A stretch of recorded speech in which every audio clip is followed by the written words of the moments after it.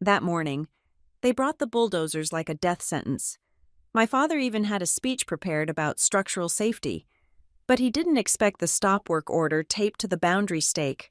When the digital file loaded, the beach went silent at the owner listed as Seagrass Ventures LLC. Dad laughed, right until the investor whispered that he had just dragged them into a permit fraud case. My name is Harper Rivera, and at 38 years old, I was watching the sunrise over a scene that looked less like a family gathering and more like a hostile corporate takeover. The time was 6:45 in the morning, and the air at 1127 Seagrass Lane usually smelled of salt water, marsh mud, and the sharp, clean scent of pine needles baking in the South Carolina heat. Today, however, the primary note in the air was unburnt diesel fuel. It was a heavy, oily smell that coated the back of the throat, signaling the presence of heavy machinery where only sandpipers and sea oats were supposed to be. I stood on the wraparound porch of the beach house, my fingers curled around a ceramic mug of black coffee. The heat from the ceramic was the only thing grounding me, a small circle of warmth in a morning that felt incredibly cold despite the humidity. I took a sip. It was bitter, strong, and exactly what I needed to keep my face perfectly still.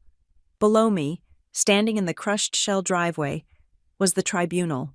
My father, Graham Whitaker, looked like he was posing for the cover of a trade magazine. He was wearing a crisp linen shirt tucked into tailored shorts, a look that screamed leisure but cost more than most people's cars. He had a roll of blueprints tucked under one arm, and with the other hand, he was gesturing expansively toward the dunes, as if he were conducting an orchestra rather than directing a demolition crew. He was the CEO of Tideland Meridian Development, a man who saw the world not as it was, but as it could be zoned, subdivided, and sold. To him, the house behind me was not a structure of memories. It was an obstacle. It was a rotting tooth in a smile that he intended to veneer with a $20 million luxury resort. Standing slightly behind him was my mother, Elaine. She had her hand pressed to her chest in a gesture that was theatrical enough to be visible from the street. She was looking up at me on the porch, her eyes shimmering with a wetness that I knew she could summon on command. "You really should go inside. Harper," she called out, her voice pitching up into a register of fragile concern. "Or better yet, just drive away. You do not need to witness this. It is too painful." Her words said protect, but her eyes said evict. I could see the hunger in her gaze as it swept over the property line.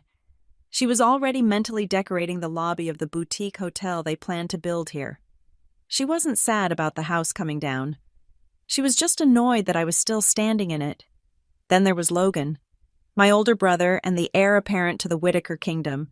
He was leaning against the hood of his Range Rover, tapping furiously on his phone. He looked up just long enough to sneer at me. "Come on, Harper. Do not make this harder than it has to be," Logan shouted, his voice cracking slightly with impatience. "Dad has the permits. We have the crew. Go back to your little apartment in the city and do whatever it is you do. What is it again? Filing paperwork? Compliance consulting?" I said, my voice low. I did not shout. I did not need to. The morning air was still enough that my voice carried.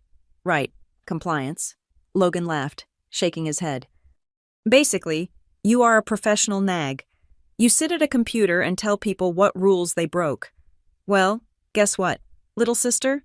You are the one breaking the rules of common sense today. This place is a hazard. Dad is doing you a favor by knocking it down before it falls on your head." I did not respond. I just took another sip of coffee. They saw a woman clinging to the past, a failure who had never launched, a daughter who needed to be managed. They saw the peeling paint on the railings and the weathered gray shingles and assumed decay. They did not see the new hurricane straps I had installed under the eaves. They did not know about the reinforced pilings or the updated electrical panel hidden in the utility closet. They looked at me and saw a variable they could control. Graham turned his back to me, dismissing my presence entirely. He walked over to the foreman of the demolition crew, a burly man who looked uncomfortable being part of a family squabble.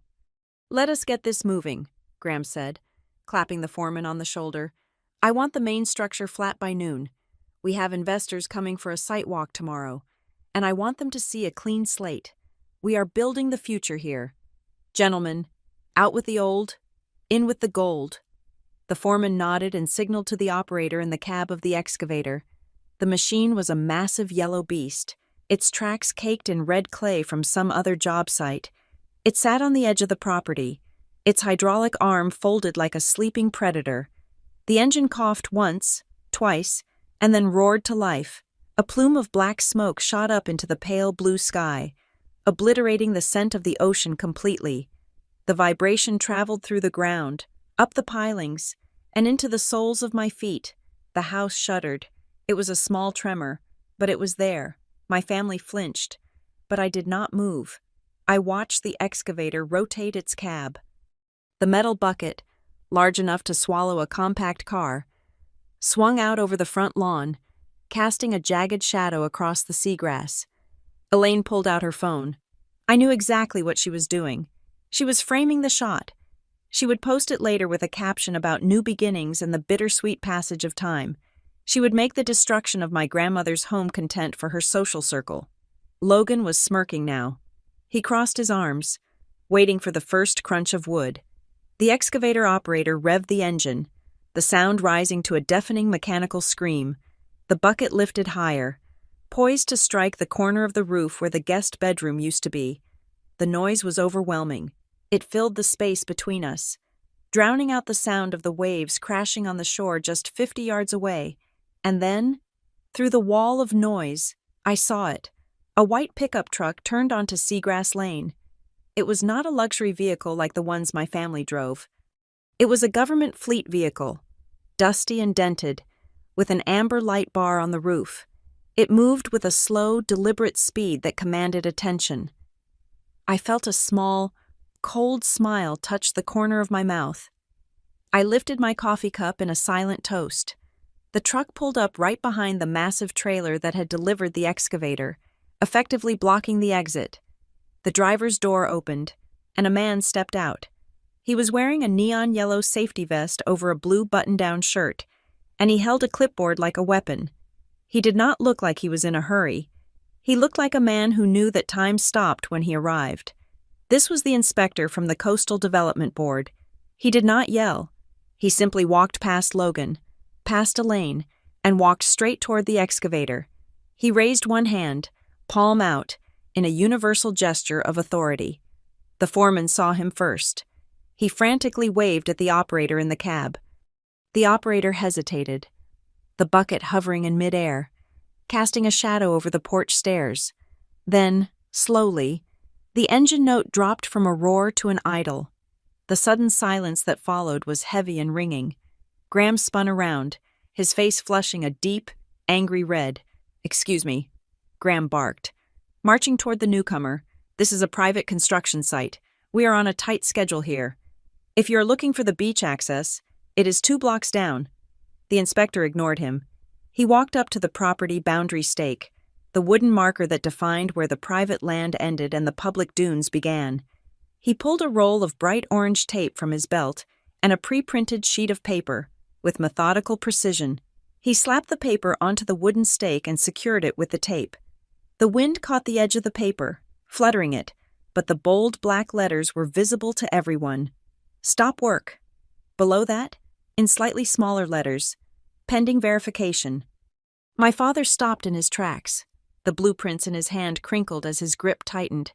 "What is the meaning of this?" Graham demanded, his voice echoing in the quiet morning.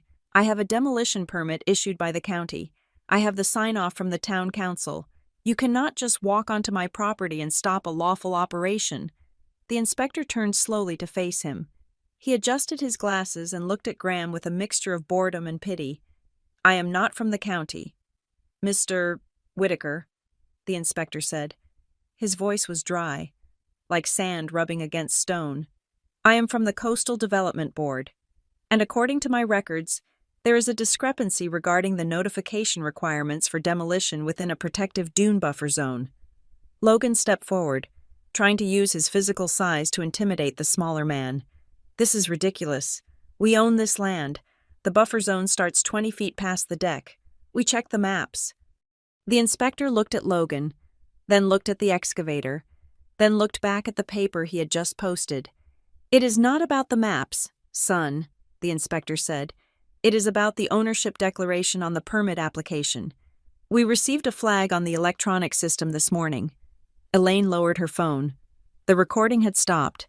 She looked confused, her gaze darting between her husband and the man in the vest. Graham. Do something, she hissed. Graham puffed out his chest.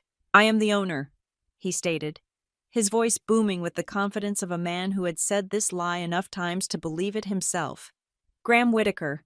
This property has been in the Whitaker family for 40 years. I have the deed in my safe. I have paid the taxes. Now, remove that sticker so my men can get back to work. The inspector looked down at his clipboard. He flipped a page. He ran his finger down a column of text. Well, that is the problem. Mr. Whitaker, the inspector said. Because when I pulled the live title report at 6 o'clock this morning, the deed is not in your name, Graham laughed. It was a harsh, incredulous sound. Of course it is, or it is in the trust. It is the same thing. I am the trustee. The inspector shook his head. No, sir, it is not in a trust. The silence that fell over the driveway was absolute. Even the idling diesel engine seemed to hold its breath. I took another sip of coffee. The liquid was lukewarm now, but it still tasted like victory. Graham blinked. What are you talking about? He asked, his voice losing some of its bluster. The inspector tapped the paper on his clipboard. According to the state registry, the legal owner of record for 1127 Seagrass Lane is a limited liability company. He paused, looking up at the house, looking straight at me standing on the porch. The owner is listed as Seagrass Ventures, LLC. The inspector read. My father frowned. I never set up a company with that name. The inspector looked back at Graham. I know you did not, Mr. Whitaker, because the registered agent and sole manager listed for Seagrass Ventures, LLC, is not you. Graham looked at the inspector, then at Logan, then at Elaine. They were all frozen, a tableau of confusion and dawning horror. They were trying to process a reality that did not fit their script. They were waiting for the punchline. They were waiting for the mistake to be corrected so the world could go back to revolving around them. The inspector looked past them, locking eyes with me. He gave a nearly imperceptible nod. I set my coffee cup down on the railing. The sound of the ceramic hitting the wood was sharp and distinct. I walked down the stairs. 1 step, 2 steps, 3. I moved with the same slow, deliberate pace as the inspector. I walked past the excavator bucket that hung suspended in the air like a guillotine blade that had forgotten how to fall. I walked past Logan, whose mouth was hanging slightly open. I walked past my mother, who was clutching her pearl necklace as if it were a rosary. I stopped next to the inspector. I turned to face my father. He looked at me, his eyes narrowing. Harper? What is going on? Did you call them? Is this some kind of petty stunt to buy time? I looked at him. I really looked at him. For 38 years, I had looked at him with fear, with a desperate need for approval, with the hope that if I just achieved enough, if I was just smart enough, he would see me. But today, looking at him in the harsh light of the morning sun, I saw him clearly. He was just a man in a linen suit standing on a patch of dirt that he did not own. I did not call them. Dad, I said. My voice was calm. It was the voice I used in boardrooms when I had to tell a CEO that his company was violating federal regulations. It was a voice stripped of emotion and polished with facts. Then who did? Graham demanded. The system did. I replied. The automated notification system for the Coastal Development Board. It triggers an alert whenever a demolition permit is filed on a property that has an active conservation easement. Conservation easement, Logan blurted out. We never signed a conservation easement. You did not. I agreed. But the owner did. I turned to the inspector. Good morning, officer. My name is Harper Rivera. I am the sole member and manager of Seagrass Ventures, LLC. I have the articles of incorporation and the stamped deed in my digital file if you need to see them immediately. The inspector smiled. That will not be necessary. Ms. Rivera. I have the download right here. I turned back to my family. They looked as if I had just spoken to them in a dead language. You, Graham whispered. He shook his head, a spasm of denial crossing his face. No, that is impossible. You do not have the money. You do not have the leverage. I pay the insurance on this place. You paid the insurance on a policy that names Graham Whitaker as the owner. I corrected him, which means you have been paying premiums on a void policy for 6 years. And as for the money, you would be surprised what a professional nag can earn in the private sector when she is not wasting her time trying to please people who cannot be pleased. Elaine let out a small gasp. Harper, what have you done? I have done what you taught me. Mother, I said, I secured my future. I looked at the excavator, then at the stop work order fluttering in the breeze. You brought heavy machinery to my house without my permission. Graham, you filed a permit application swearing under penalty of perjury that you were the owner, and you did it all in front of witnesses. I gestured to the inspector, then to the demolition crew who were now leaning out of their trucks, watching the drama unfold with great interest. Finally, I said, letting the words hang in the salt air, finally, they are here. 1127. Seagrass Lane was never just a postal code to me. It was a living entity that breathed with the tides and groaned with the wind. While my father saw a footprint for development, and my mother saw a backdrop for summer cocktail parties, I saw the only place in the world where I had ever been taught to listen. My grandmother, a woman whose skin was as weathered as the cypress shingles on the roof, used to sit me down on these very steps when I was barely tall enough to reach the railing. She taught me that the ocean was not a view to be owned, but a force to be respected. She showed me how to read the gray bruising in the clouds, to know when a storm was 12 hours out. She taught me that the coastline was always moving, always hungry, and that if you wanted to live here, you had to make a pact with the water. You promised to care for the edge of the world, and in return, the edge of the world might let you stay a little longer. That was the education I valued. It was far more practical than the finishing schools and business seminars my parents tried to force upon me, to the Whitaker family. I was always the difficult variable in their perfect equation. I was the daughter who refused to smile for the society pages, the one who asked too many questions about where the money came from, and the one who ultimately committed the unforgivable sin of walking away from Tideland Meridian development. They could not understand it. To them, the family business was a birthright. To me, it was a shark tank where the sharks wore Italian loafers. I chose a different kind of power. I founded North Pier Compliance Group 5 years ago. My family laughed when I told them the name. To them, the word compliance sounded like a chore. It sounded like the boring paperwork you paid a secretary to handle so you could get back to the real work of making deals and drinking scotch. They called me a glorified librarian. Logan liked to joke at Thanksgiving that I spent my life playing on a computer, looking for missing commas. They had no idea that my job was actually the art of forensic anticipation. I did not just read paperwork, I audited risk. I looked at the structural integrity of corporations, finding the hairline fractures in their legal foundations before the weight of their own greed caused them to collapse. I spent my days analyzing what people tried to hide in the fine print. I knew that the biggest disasters were never caused by sudden explosions, but by the slow, quiet accumulation of ignored rules. That was why I knew about the house, for the last 2 years. While Graham and Logan were busy fantasizing about demolishing this place, I was secretly saving it. They saw peeling paint and assumed the structure was rotting from the inside out. They saw a relic, but I knew better because I had hired the engineers. I had spent over $80,000 of my own money, earned from consulting contracts with companies far larger than Tideland Meridian, to reinforce the bones of this house. I remembered the day the contractors came to install the helical piles. It was a Tuesday in November, a day when I knew my father would be in meetings in Charleston and my mother would be at her garden club. We drilled steel shafts 30 feet into the earth, anchoring the foundation to the bedrock beneath the shifting sand. We installed hurricane straps on every rafter, tying the roof to the walls with bonds of galvanized steel that could withstand a Category 4 storm. I had the entire electrical system rewired, ripping out the dangerous knob and tube wiring from the 1950s and replacing it with modern, shielded copper. I did not do it for the appreciation value. I did it because this house was the only thing my grandmother had left behind, and I had promised her I would keep it standing. I tried to tell them, I really did. There was a dinner about 6 months ago. We were at the club, and the waiter had just poured the wine. I started to mention that I had updated the electrical panel at the beach house.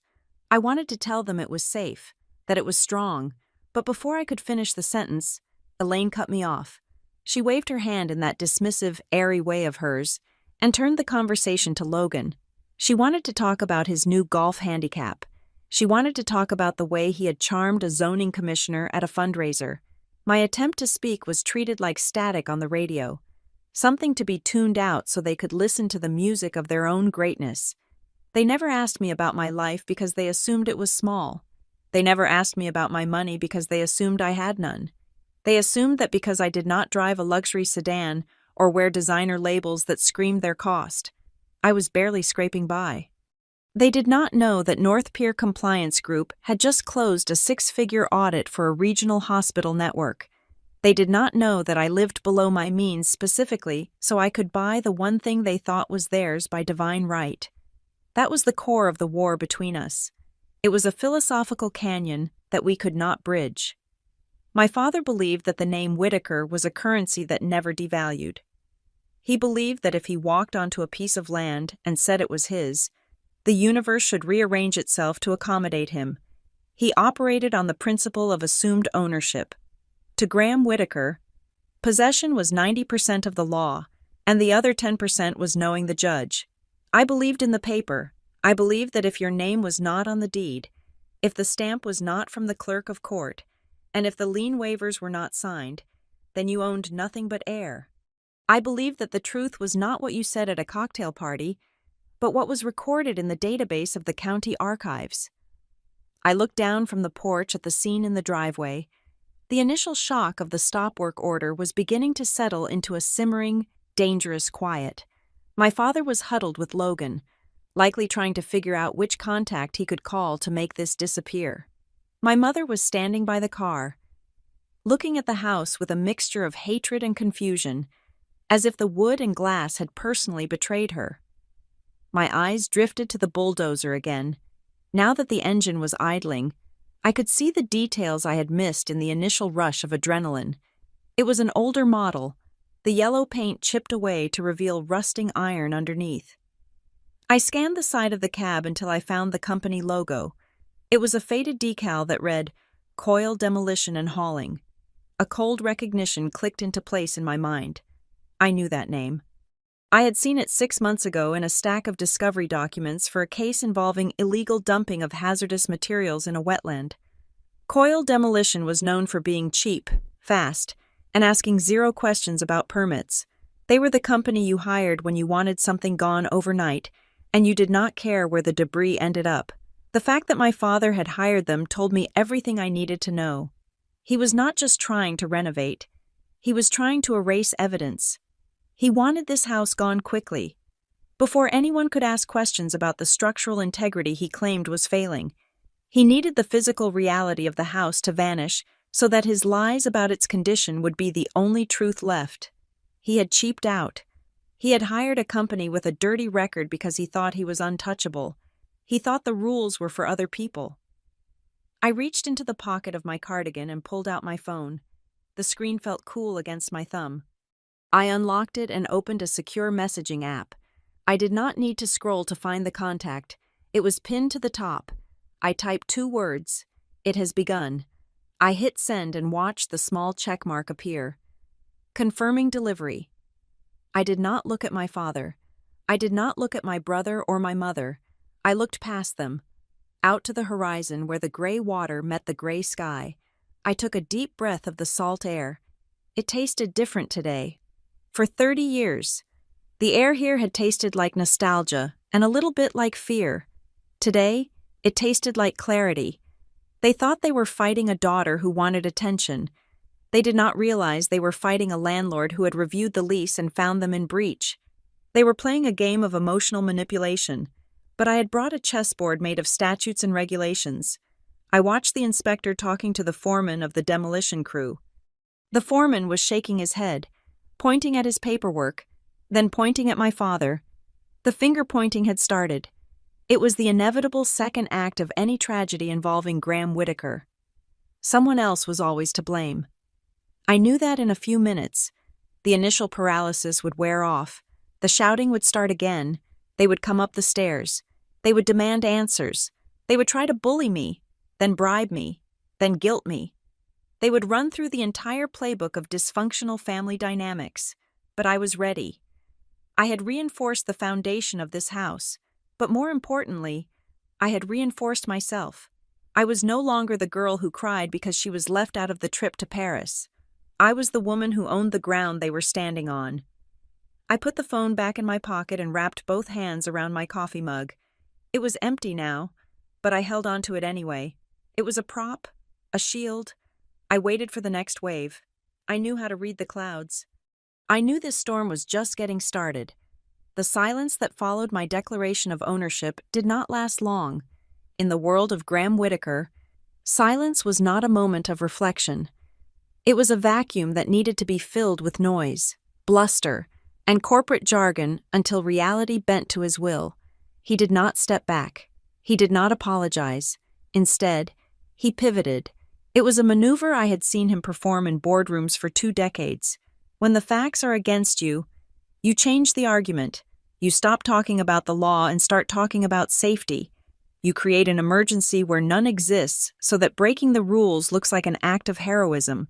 Graham turned his back on the inspector and the damning stop work order. He faced the demolition crew, who were currently leaning on their shovels and looking at their foreman for guidance. Graham clapped his hands together.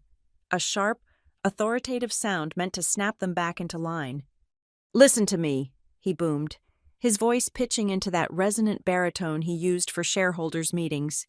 "We can debate the clerical errors regarding the deed later. That is a matter for the lawyers to clean up.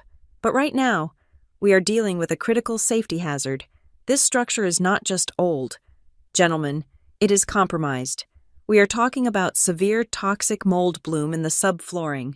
We are talking about dry rot in the load-bearing trusses that is so advanced a stiff wind could bring this entire death trap down on top of the public beach access." I leaned against the porch railing, watching him work. It was almost impressive in its audacity. He was standing in front of a house that had just passed a structural engineering audit with flying colors, a house I had reinforced with steel and upgraded wiring, and he was describing it as if it were a condemned shack held together by termites and good intentions.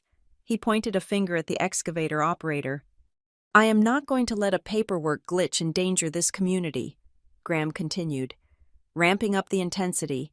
"Every minute this building stands is a liability. If those pilings give way while we are arguing about LLCs and title transfers, the injury lawsuits will not be against me. They will be against every man on this site who knew the danger and did nothing. I am authorizing the strike under the emergency abatement clause. Knock it down, now." It was a masterclass in deflection. He was trying to scare the hourly workers into bypassing the regulatory agency.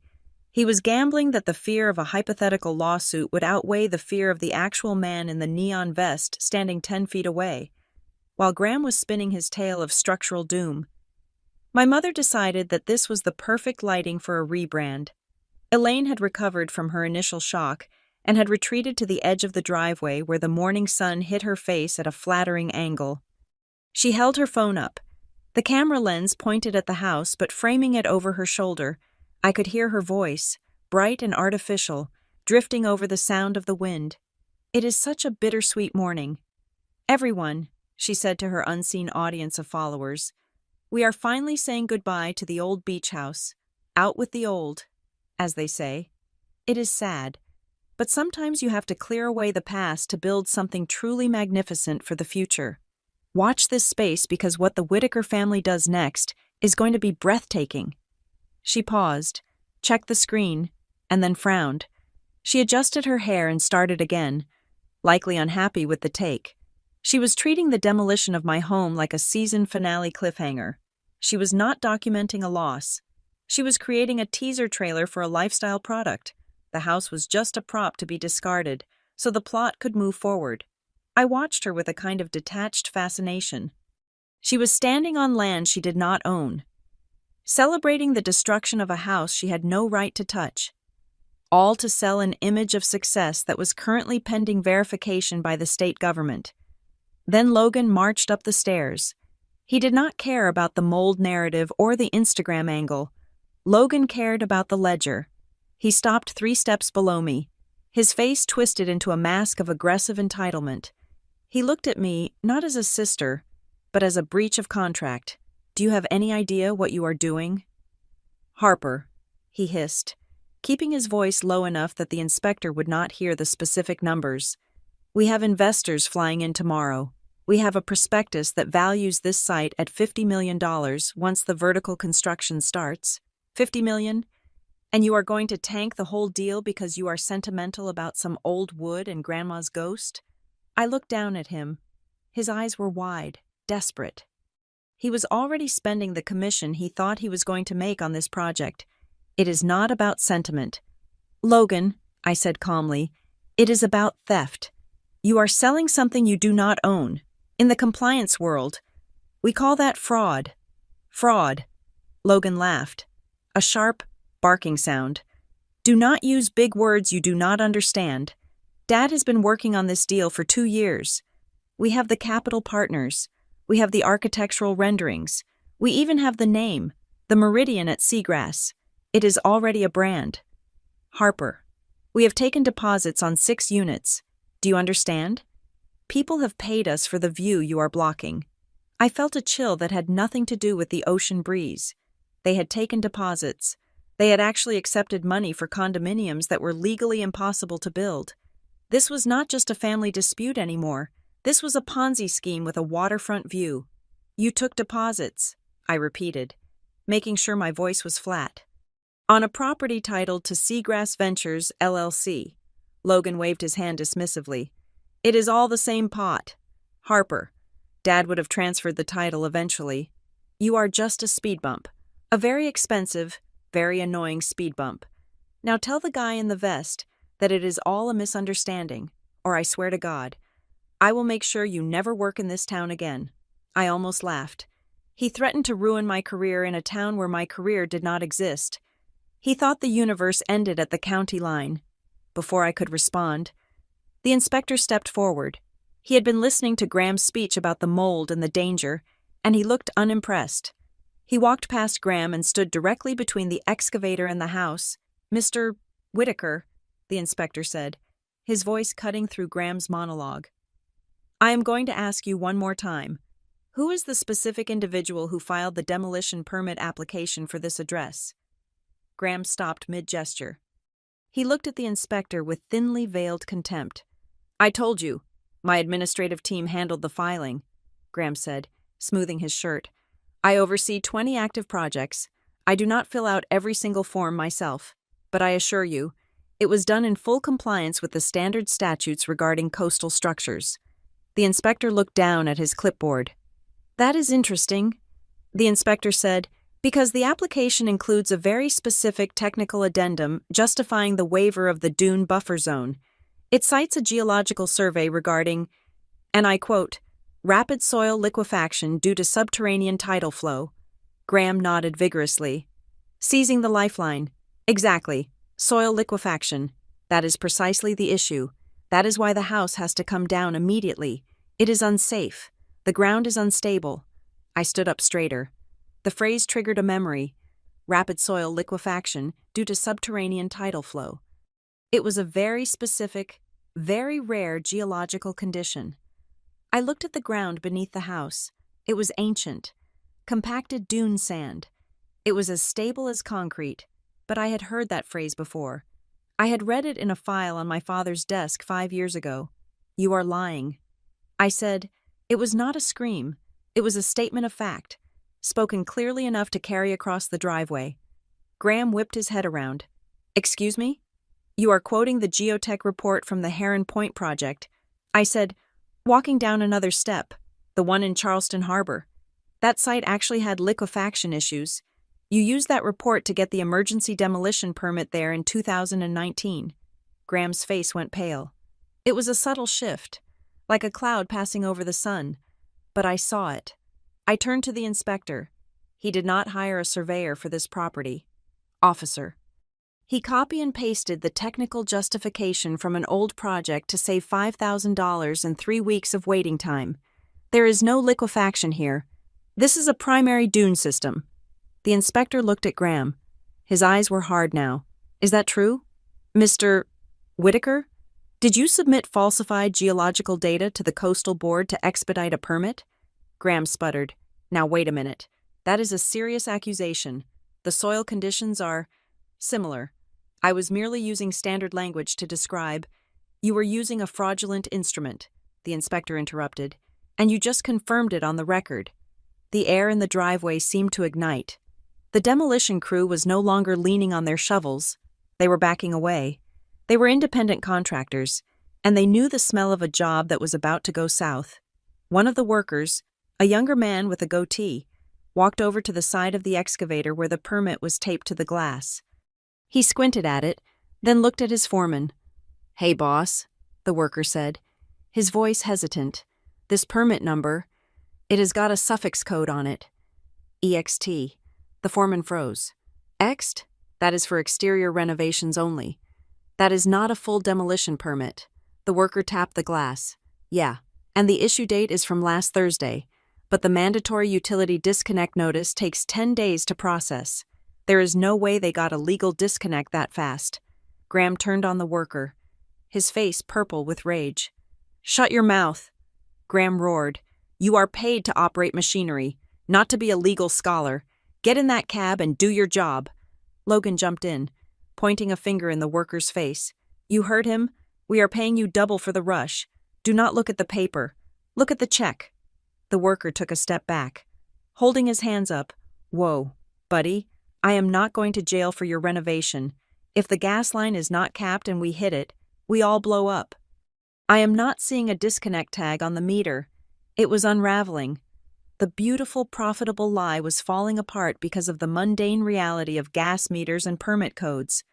My father and brother were standing in the wreckage of their own arrogance, shouting at a man in a hard hat because he refused to commit a felony for them. Graham looked around wildly. He looked at the inspector, who was writing furiously on his clipboard. He looked at the crew, who were starting to pack up their tools. He looked at Elaine, who had lowered her phone and was looking at him with a mixture of fear and annoyance, realizing that her out with the old video might end with in with the handcuffs. And then he looked at me. There was no love in his eyes. There was no recognition of shared blood. There was only the cold, hard calculation of a predator realizing that the prey had brought a gun to the hunt. "You are enjoying this, are you not?" Graham asked, his voice low and trembling with suppressed violence. "You think you are clever." I looked at the house. I looked at the solid, reinforced beams I had paid for. I looked at the sea oats dancing in the wind, holding the dunes together just like my grandmother said they would. "I am not enjoying it. Dad," I said, "I am just auditing it. And you are failing." The wind off the Atlantic had picked up, snapping the collar of my shirt against my neck, but my hands were perfectly steady. While my father was still vibrating with the aftershocks of his failed bluff about soil liquefaction, I was entering the only domain where I held absolute authority. I was entering the record. I pulled my phone from my pocket. It was not just a communication device. It was a vault. I tapped the icon for the secure client portal used by my attorney, a cloud-based system with two-factor authentication and 24-hour synchronization with the County Register of Deeds. The screen brightness was maxed out to fight the glare of the morning sun. I held it up, not like a weapon, but like a lantern in a dark room. "Officer," I said, keeping my voice level and devoid of the hysteria that was radiating from my family. "If you will look at this screen, you are looking at the certified, time-stamped deed for the property located at 1127 Seagrass Lane." The inspector stepped closer, adjusting his glasses. He looked from my face to the screen, squinting slightly. He read the text out loud, his voice devoid of emotion. Property owner listed as Seagrass Ventures, LLC. Date of recording: October 14th, 2019. He looked up at me, his brow furrowed in a question that was purely procedural. "And your relationship to this entity?" he asked. The documentation lists a registered agent in Delaware. I swiped the screen to the left, bringing up the operating agreement. "I am the sole member and manager," I replied. The Delaware agent is a privacy screen. Here is the unredacted formation document, signed and notarized. And here is the link to the state secretary's database, which updates in real time. You can see my digital signature on the annual franchise tax filings for the last 5 years. The inspector leaned in, his eyes scanning the lines of legal code. He nodded slowly. The skepticism that had been his primary expression since he arrived began to dissolve, replaced by a dull, bureaucratic acceptance. He was a creature of paperwork, and I was feeding him the highest quality diet he had seen all month. "Wait a minute," Graham interrupted, his voice finding a new, desperate traction. "Rivera?" "The manager is listed as Harper Rivera. My daughter's name is Harper Whitaker. This is a mix-up. This is some other Harper." I turned to my father. He looked like a man trying to catch smoke with his bare hands. "I changed it legally 4 years ago. Dad," I said, "I dropped Whitaker and took Rivera. It was Grandma's maiden name, before she married into the family that thinks they own the world." Elaine gasped, her hand flying to her mouth. "You changed your name? To Rivera? That is so ethnic. Harper, why would you do that?" "I did it so that when your lawyers ran asset searches on Harper Whitaker, they would come up empty," I said cold and fast. "I did it so I could build a life that you could not leverage, borrow against, or demolish." I turned back to the inspector, swiping the screen again. "Here's the chain of title," I said. I wanted to bury them in paper. I wanted the weight of the evidence to be so heavy they could not breathe. I continued, pointing to the highlighted figures. "Property taxes for the current fiscal year are paid in full. Receipt number 44902. Flood insurance policy is active with 0 lapse in coverage since purchase. Policy number ending in 778. And most importantly, if you look at the bottom of the summary page, you will see the encumbrance section." The inspector looked. "It says none," he read. "Correct." I said, "No mortgage, no liens, no construction loans. I own this dirt free and clear." The silence that followed was different from the silence before. It was the silence of a vacuum being formed. My family was staring at me, but for the first time, they were not looking down. They were looking across a chasm they had not known existed. Logan broke the silence first. He let out a scoffing laugh, a sound that was ugly and sharp. "Bullshit," he said. He looked at the demolition crew, trying to find an ally, but they were busy packing their gear. "You expect us to believe that?" Logan continued, stepping into my personal space. "You are a consultant. Harper, you check boxes on forms for a living. Where exactly did you get the capital to buy a beachfront property in cash? Did you win the lottery? Or are you laundering money for someone else?" Elaine nodded, latching on to this new theory. "Yes, that must be it. Harper, honey, if you are in trouble, you can tell us. We can help you fix this. We have lawyers who handle white-collar issues. They could not conceive of a world where I was successful on my own terms. To them, my success had to be either a lie or a crime. It was the only way their worldview remained intact. I did not get angry. Anger is inefficient. I just swiped to a different app. This one was my business banking dashboard. I did not hold the phone up for the inspector this time. I held it up for Logan. I moved the screen so only he and Graham could see it. I did not need the demolition crew knowing my net worth. "Read the top line, Logan," I said softly. "That is the gross revenue for North Pier Compliance Group for the last fiscal year." Logan looked. He squinted, expecting to see 5 figures, maybe low 6s if I was lucky. His eyes widened, his mouth opened, then closed, then opened again. 2.8 million? He whispered. The number slipped out before he could stop it. I swiped again. "And this is the retainers for the upcoming quarter," I added. I just signed a multi-year audit contract with a pharmaceutical consortium in Jersey. My checking boxes commands a billable rate of $450 an hour. Logan, and I bill a lot of hours. I locked the phone and slipped it back into my pocket. I bought the house from Grandma's estate 6 years ago, I said, addressing the group but looking at my father. You remember the clause in her will? The one you ignored because you thought you were the only player in the game? The right of first refusal. Graham flinched. That clause was for family members to keep the property in the bloodline. Exactly, I said, and I am family. When the estate executor put the property up for valuation, I matched the appraisal price within the 48-hour window. I wired the funds from my business account. The executor sent you the notice. Dad, you just did not read it because it came from a law firm you do not use, regarding a property you thought you already controlled. You were too busy expanding in Miami to read your mail. Graham's face was a study in collapsing ego. He remembered the notice. I could see it in his eyes. He had likely dismissed it as administrative noise. Assuming no one in the family had the liquidity to challenge him, he had assumed that family meant him, and everyone else was just a dependent. So you stole it from under me, Graham stammered. I bought it. I corrected him. At fair market value. The money went into the estate, which was then divided among the heirs. You actually cashed the check that paid for this house. Dad, you just did not look at who signed it. The inspector cleared his throat. He had heard enough of the family drama. He was interested in the law. He turned his body fully toward Graham. He looked like a statue of judgment in a neon vest. Mr. Whitaker, the inspector said, his voice dropping an octave. We have established that Ms. Rivera, he nodded at me, is the legal owner of record.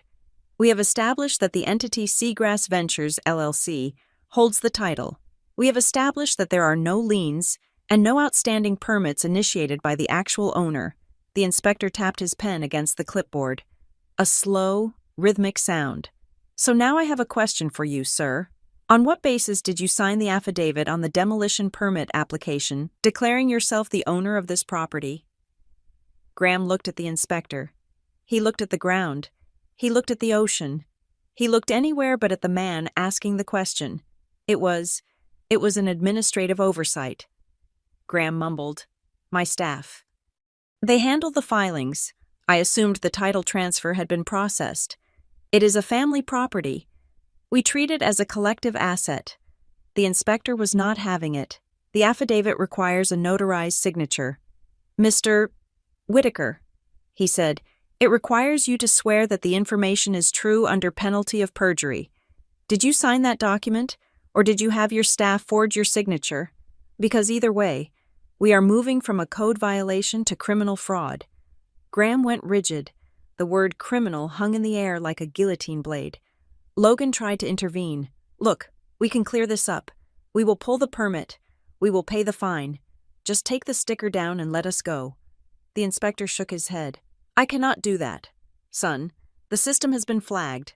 Once a stop work order is issued based on a fraudulent ownership claim, it triggers an automatic review by the legal department. He looked back at Graham. And there is something else, the inspector said. He flipped a page on his clipboard.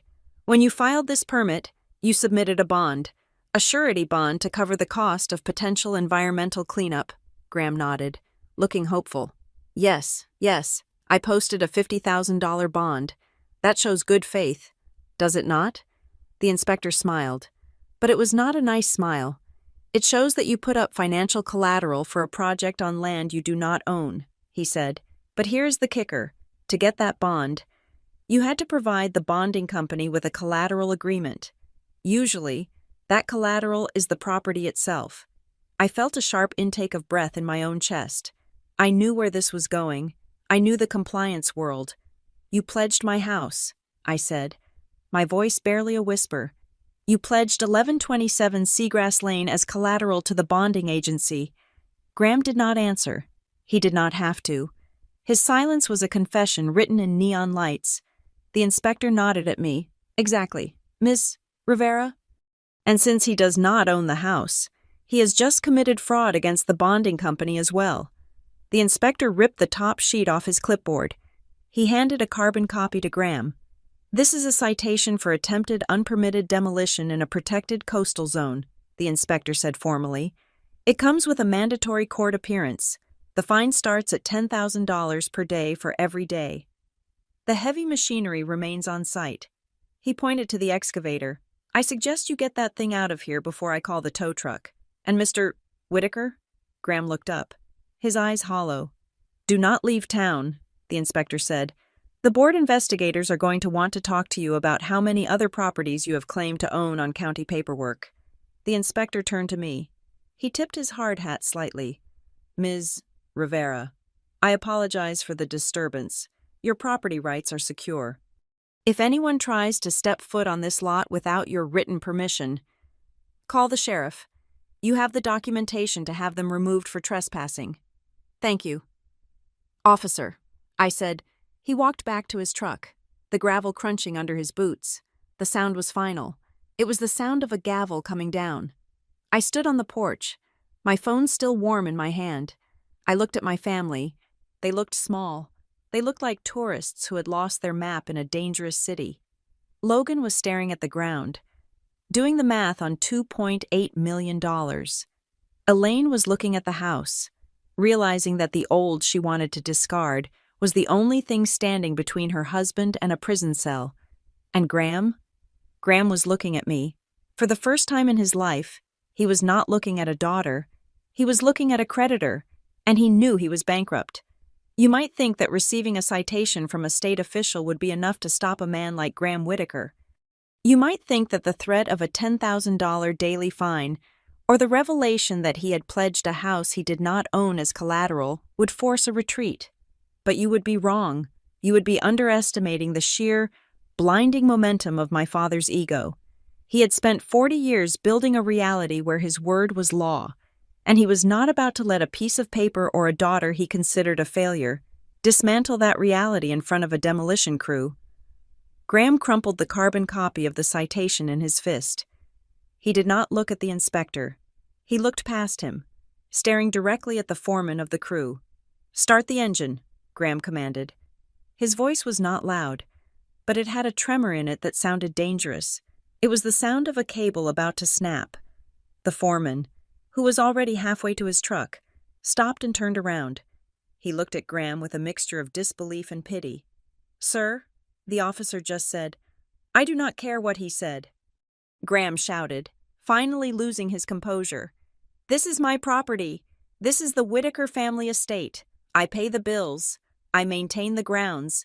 I am the one who decides when it stands and when it falls. Now, get back in that cab and do what I paid you to do." The foreman looked at the inspector, then back at Graham. He shook his head slowly. "I am not losing my license for your family drama.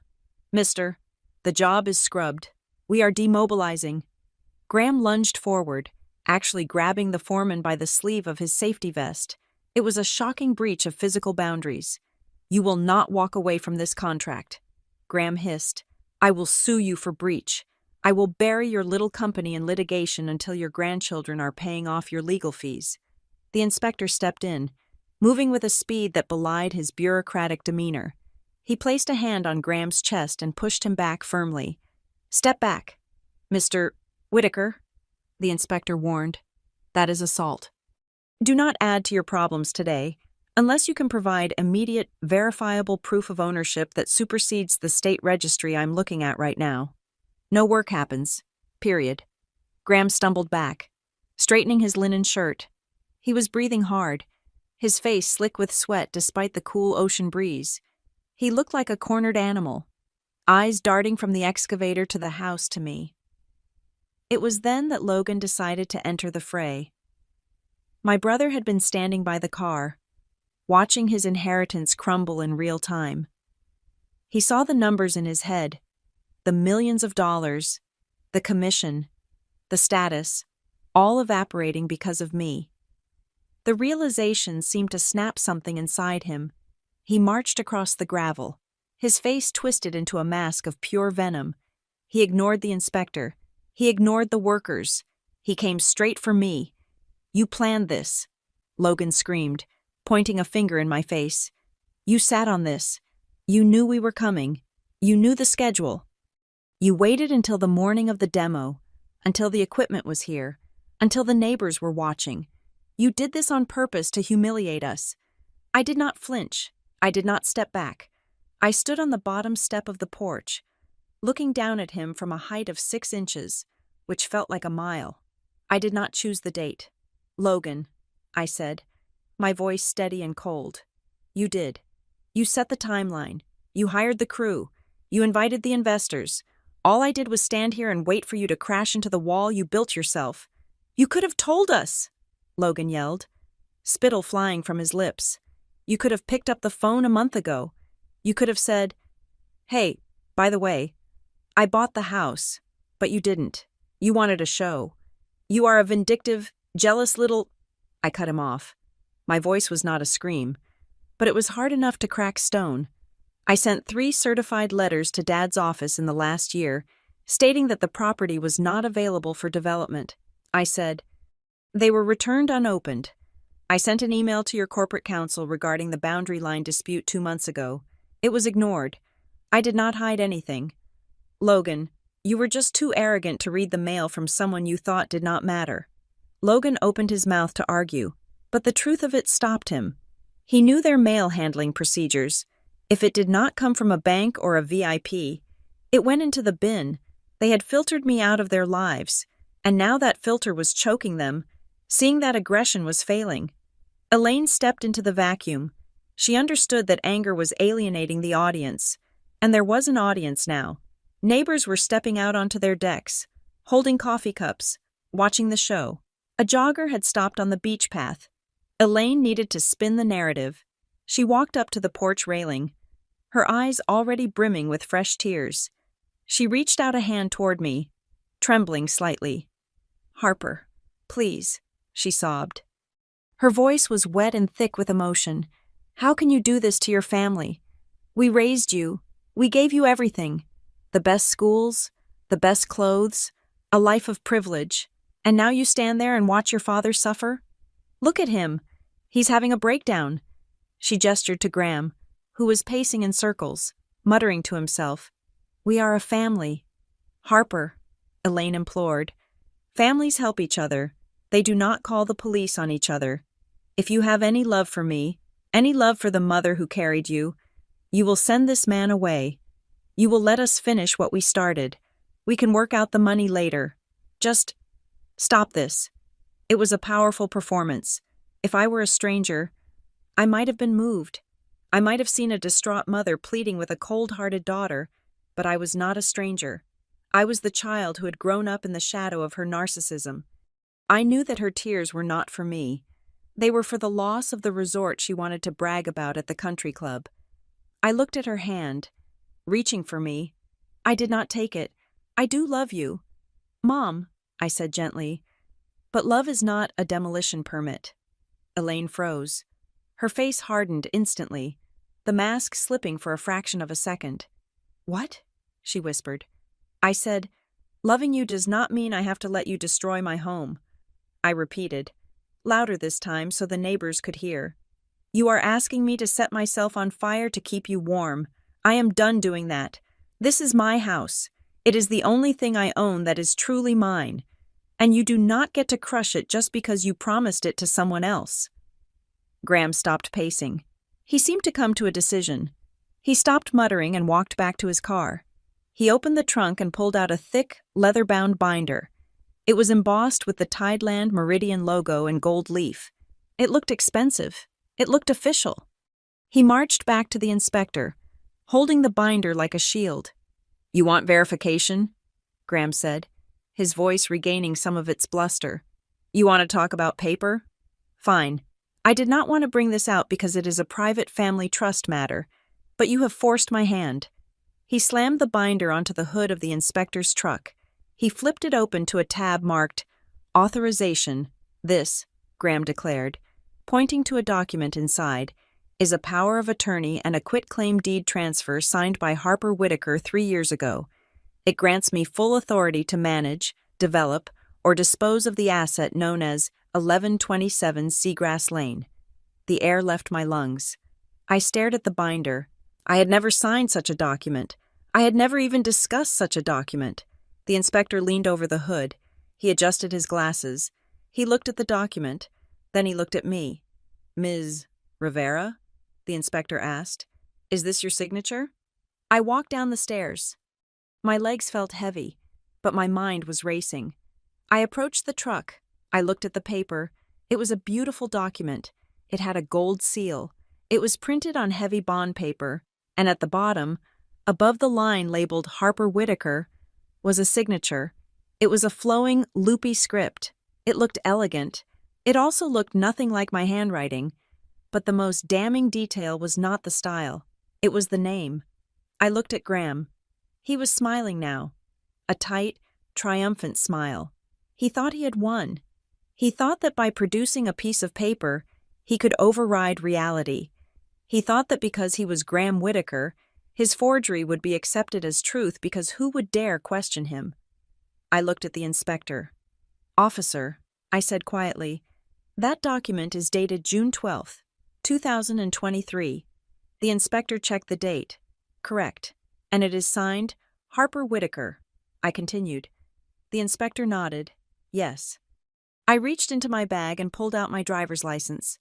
I placed it on the hood of the truck, right next to the binder.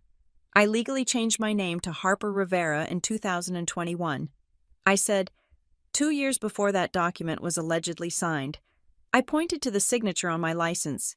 It was sharp, angular, and efficient. It read, Harper Rivera.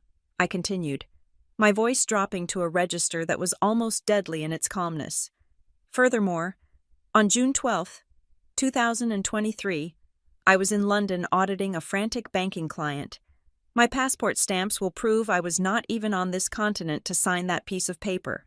I looked at my father. His smile faltered. The color drained from his face, leaving it a sickly gray. That is, Graham stammered, that is just a formality. She uses both names. It is implied consent. The inspector straightened up. He closed the binder. He did not hand it back to Graham. He tucked it under his arm. Mr. Whitaker, the inspector said. His voice was no longer the voice of a code enforcer. It was the voice of the law. You just presented a forged legal instrument to a government official to justify an illegal demolition, he stated. Graham backed away. No, it is a copy. It might be a draft. I grabbed the wrong file. The inspector stepped forward, closing the distance. The signature does not match the legal name of the individual at the time of signing, the inspector said, and the individual is standing right here telling me she was in another country. He looked at the demolition crew, who were now watching with open mouths. If this is a forgery, sir, we are no longer talking about a stop work order, the inspector said, his voice lowering to a whisper that was louder than a shout.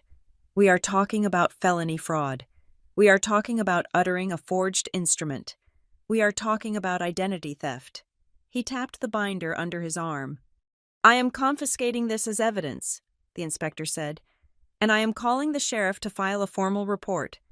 Elaine screamed. It was a short, sharp sound of pure panic. Logan looked like he was going to vomit. Graham looked at me. His eyes were wide, pleading. He was begging me with his eyes to stop it, to tell the inspector it was a mistake, to save him from the consequences of his own arrogance. I looked at him. I thought about the bulldozers. I thought about the mold lie. I thought about the years of dismissal. I turned to the inspector. Make the call. I said. The inspector did not stop with the confiscation of the forged binder. In my experience as a compliance auditor, when a regulatory official finds one thread of deceit, they do not just pull it, they unravel the entire sweater until the person wearing it is left naked in the cold. The discovery of the fraudulent signature had shifted the atmosphere from a civil dispute to a crime scene, but the inspector was a thorough man. He was not satisfied with just the felony. He wanted the regulatory violations too. He turned away from the truck and walked toward the beach. He moved with a heavy, purposeful gait, his boots sinking slightly into the soft sand that bordered the manicured lawn. He reached for his belt and unclipped a laser distance meter. Graham was still leaning against the fender of the inspector's truck, looking like a man who had just been punched in the solar plexus. He watched, helpless, as the inspector aimed the red laser dot at the corner of the house and then at the primary dune line. The inspector checked the reading, frowned, and measured again. Then he turned around and pointed a gloved finger at the swaying sea oats. "Mr. Whitaker," the inspector called out, his voice carrying over the sound of the surf. "Do you see those stakes with the blue ribbon?" Graham blinked, trying to focus. "Yes, those are the property markers." "Wrong," the inspector said. "Those are the State Coastal Agency, OCRM. Everything seaward of those stakes is state jurisdiction. Everything within 40 feet landward of those stakes is the beachfront setback zone." He walked back toward us, tapping the side of the laser measure against his thigh. "You applied for a demolition permit from the county building department," the inspector stated. "That covers the structure. But to bring heavy machinery this close to a primary dune system, to disturb the soil in a critical area, you need a separate clearance from the Coastal Development Board." Graham straightened up, trying to salvage some shred of authority.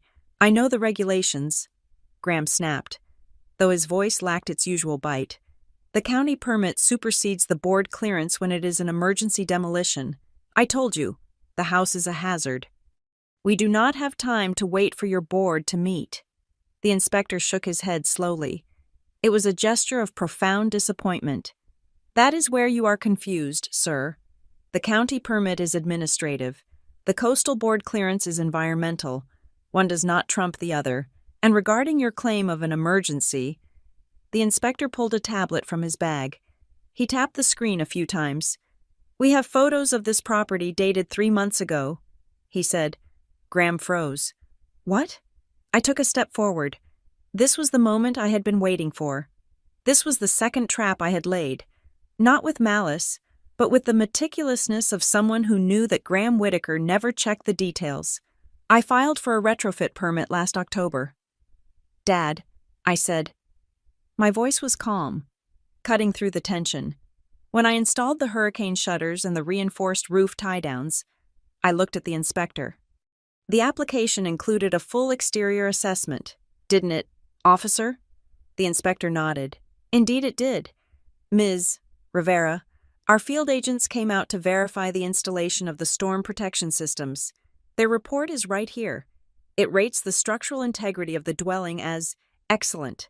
It specifically notes that the foundation pilings show 0 signs of rot and that the dune system is stable." I looked back at my father.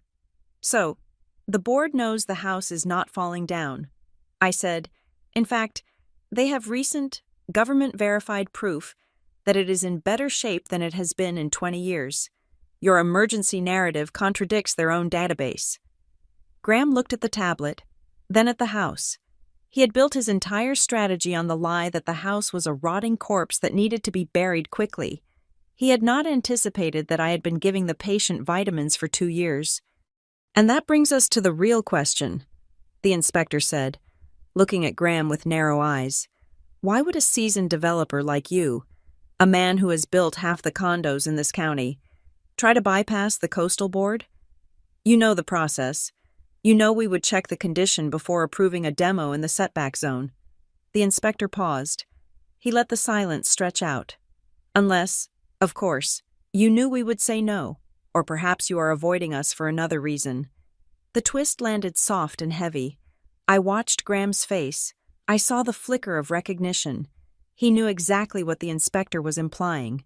2 years ago, Tideland Meridian Development had been slapped with a massive fine for destroying a wetland buffer at a project called Red Drum Creek. They had bulldozed an acre of marsh grass before the permits were finalized. The coastal board had put Graham on a high scrutiny list. Any application with his name on it was automatically flagged for a Level 3 review, which meant site visits, soil samples, and months of delays. Graham had not just been trying to steal my house. He had been trying to hide his own incompetence. He knew that if he applied to the board, his name would trigger a review, and they would see the high scrutiny tag. They would have come out, inspected the house, and seen that it was perfectly fine, killing his project before it started. So he tried to go around them. He tried to use the county permit and the lie about the emergency to bypass the state agency entirely. He thought he could knock the house down fast enough that by the time the board realized what happened, there would be nothing left but a vacant lot and an apology check. He tried to ghost the government. "You are on the watch list, Mr. Whitaker," the inspector said, confirming my suspicion. "I see the flag on your file now. Habitual non-compliance regarding wetland buffers." The inspector laughed, a dry, humorless sound. "You thought you could sneak a demolition past us in a critical zone while you are on probation? That is not just bold, that is stupid." Graham said nothing. There was nothing to say. He had been caught not just in a lie, but in a clumsy, amateurish maneuver that insulted the intelligence of everyone present. The inspector pulled out his phone. "I am calling the county," he announced. He put the phone to his ear. We could all hear the conversation. "Yeah, this is Inspector Vance, Coastal Board. I am at 1127 Seagrass Lane. Yeah, the Whitaker permit. Pull it. Right now. The applicant declared ownership under false pretenses. The actual owner is on site and disputing the demo. Yeah, it is a fraudulent application. Void it immediately, and tell the sheriff's deputies to expedite their response. We have a hostile situation." He hung up. "The demolition permit is dead," the inspector told Graham. "It is void regarding the predicate of ownership." The sound of the excavator engine died completely. I looked over. The operator had killed the ignition. He was climbing out of the cab. The foreman walked over to Graham. He did not look intimidated anymore. He looked angry. "Mr. Whitaker," the foreman said, spitting on the ground near Graham's expensive loafers. "You told me you had all the clearances. You told me this was a clean job." Graham tried to rally. "It is a clerical error. Do not listen to him. I will have this fixed by noon." The foreman shook his head. "I am not touching this with a 10-foot pole. If the coastal board is involved, my insurance will not cover a scratched paint job, let alone a demo. We are done." He turned to his crew. "Load it up. We are moving out."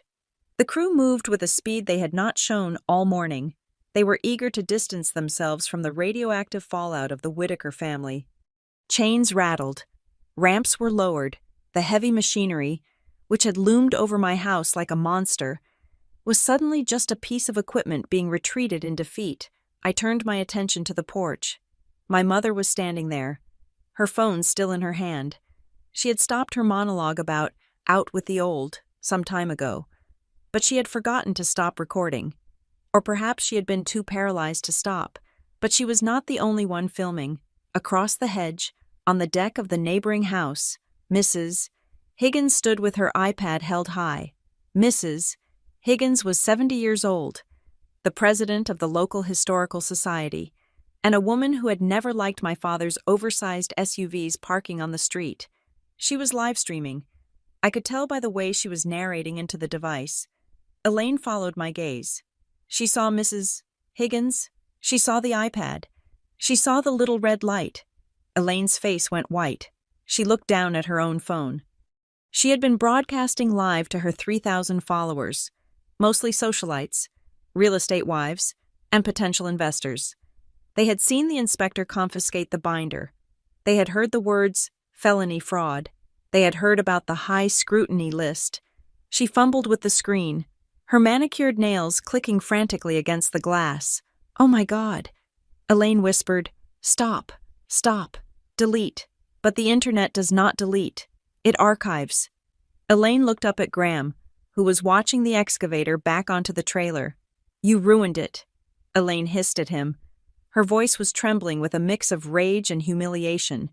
"You said this was handled. You said we would be heroes. Now the whole club is going to know. The investors. The charity board. Graham, you have humiliated us." It was the ultimate betrayal in Elaine's world. Losing the money was bad, but losing face was fatal. She was not worried about the potential jail time for her husband. She was worried about her standing at the next gala. Graham did not answer her. He was watching the demolition truck pull away. He looked small. The wind whipped his linen shirt around his body, making him look like a deflated sail. Logan was pacing by the car, furiously texting. I assumed he was trying to dump stock or warn his friends before the news hit the business wire. I walked over to the edge of the property line, where the inspector was finishing his notes. "Thank you, officer," I said. He looked up. He did not smile, but his expression was less severe than before. "You keep your nose clean, Ms. Rivera," he said. "You did the right thing by reinforcing this place. The dunes here are fragile. They need the roots. Your father? He sees sand as just dirt waiting to be concrete. He does not understand that the sand is the only thing keeping the ocean out of the living room." He tapped his clipboard. "I will file the report. The legal department will be in touch about the investigation into the forgery. You might want to get your own lawyer ready for the deposition." "I am ready," I said. He got into his truck and drove away. Following the demolition crew, the driveway was suddenly quiet. The smell of diesel fumes lingered, but the roar was gone. The only sound was the wind and the waves. I turned back to my family. They were stranded on an island of their own making. Graham was staring at the space where the excavator had been. Elaine was scrolling through her phone, likely reading the comments that were destroying her social standing. Logan was leaning against the car, head in his hands. I did not feel a surge of joy. I did not feel the urge to dance or scream. What I felt was the cold, solid weight of reality. It was the same feeling I got when I finished a complex audit and the numbers finally balanced to 0. Graham looked up. He met my eyes. For a second, I thought he might apologize. I thought he might acknowledge that he had been bested. "You think you won," Graham said, his voice raspy. "You think a piece of paper makes you the winner?" I looked at the house. I looked at the dunes. I looked at the deed in my digital file. Papers do not lie. "Dad," I said. I turned and walked toward the stairs of my home. People do. The dust from the departing excavator had barely settled on the crushed shells of the driveway when the next phase of the dismantling began. This phase did not involve heavy machinery or diesel engines. It involved something far more lethal in the world of high-stakes real estate. A billable hour. A black sedan turned onto Seagrass Lane, moving with the quiet, predatory smoothness of a vehicle that cost more than the average American home. It did not park haphazardly like the demolition trucks. It pulled into the designated guest spot, perfectly parallel to the curb. The driver's door opened, and Marissa Klein stepped out. Marissa was 46 years old, and she was the managing partner of Klein Associates, a firm known for tearing apart corporate non-compliance with the precision of a surgeon. She was wearing a charcoal gray suit that looked entirely out of place against the backdrop of sea oats and sand dunes, which was exactly the point. Marissa did not dress for the weather. She dressed for the war. She carried a thick, expandable leather briefcase in one hand and a tablet in the other. Her expression was devoid of curiosity, anger, or pity. It was the face of a woman who had already read the file, checked the precedents, and knew exactly how the next hour was going to go. I had texted her the moment the stop work order was posted. I did not need to give her details. She knew the timeline. She knew the stakes. She walked up the driveway, her heels clicking rhythmically on the pavers. She walked past Logan, who was still frantically texting. She walked past Elaine, who was trying to delete her live stream disaster. She walked past Graham, who looked like a man waking up from surgery to find the wrong limb had been removed. She stopped next to me, gave a brief, professional nod, and then turned to face the group. "Good morning," Marissa said. Her voice was not loud, but it had a distinct lack of friction. It projected effortlessly. "I am Marissa Klein, legal counsel for Ms. Harper Rivera and Seagrass Ventures, LLC. Graham straightened up, instinctively trying to summon the charm that had served him for decades in boardrooms. He adjusted his collar, forcing a tight, pained smile. "Ah, a lawyer," Graham said, stepping forward with his hand extended. "A bit dramatic for a Tuesday morning, don't you think? This is a family matter. Ms. Klein, we are just having a bit of a communication breakdown regarding the administration of the estate." Marissa did not take his hand. She did not even look at it. She simply opened her briefcase on the hood of the inspector's truck, which was still parked there as he finished his report, and pulled out a fresh legal pad. There is no breakdown in communication, Mr. Whitaker, Marissa stated, her pen hovering over the paper. And this is not a family matter. This is a property rights matter involving two distinct legal entities. One is the lawful owner, my client. The other is a trespasser who just attempted an illegal demolition. Graham flushed. Now see here. I am her father. We are sorting out the paperwork. It is a misunderstanding. Marissa looked up, her eyes locking onto his. Paperwork does not misunderstand, Mr. Whitaker, she said. Paperwork is binary. It is either signed or it is not. It is either filed or it is not. And according to the filings my office pulled 30 minutes ago, you have filed a fraudulent affidavit to obtain a permit on land you do not hold title to. That is not a misunderstanding. That is actionable deceit. She turned to the inspector, who was watching this exchange with the satisfied look of a man who suddenly found himself with backup. Officer, for the civil record, I am requesting a formal incident report detailing the time of arrival of the heavy equipment, the name of the demolition contractor, and the specific personnel who authorized the breach of the property line. The inspector nodded. I have it all in the log. Counselor, including the attempt to proceed after the citation was issued, Marissa wrote this down.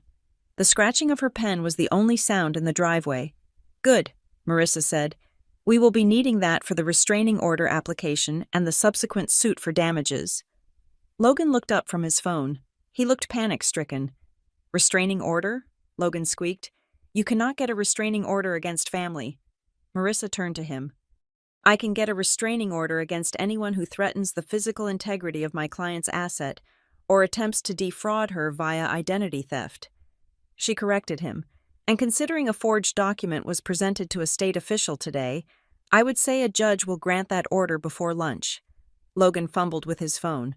I am calling Uncle Jerry, he announced, referring to the family's longtime corporate attorney, a man who specialized in golf course zoning and country club disputes. He will straighten this out. He knows the judges. The inspector, who was packing up his laser measure, looked over at Logan. Son, you can call the Supreme Court if you want, the inspector said dryly. But this is a code enforcement issue combined with potential criminal fraud. Your uncle cannot fix a red-tagged site with a phone call. The jurisdiction is with the Coastal Board now. Marissa did not even blink at Logan's threat.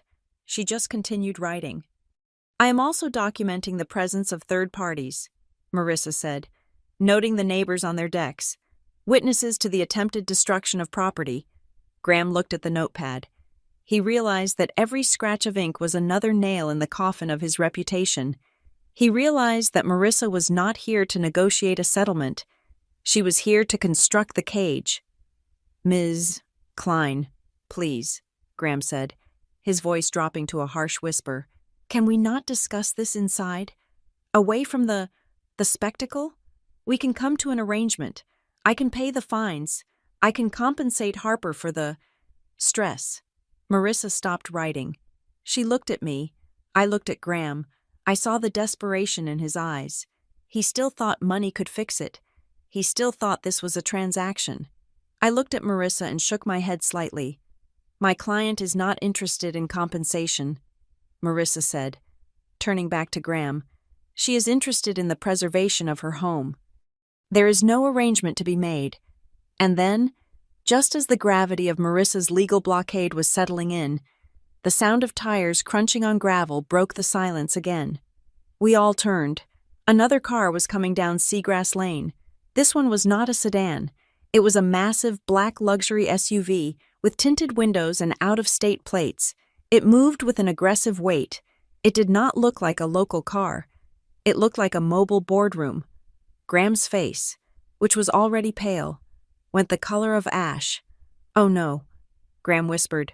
No, no, no. They are not supposed to be here until tomorrow. The SUV stopped right behind Marissa's car, effectively blocking the entire driveway. The engine cut, and the silence that followed was heavy. The rear door opened. A man stepped out.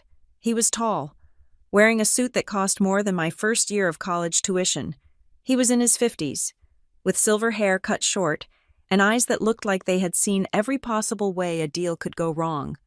This was Julian Sterling, the lead representative for the investment group Graham had been bragging about for months. He did not look happy. In fact, he looked like a glacier that had decided to move south.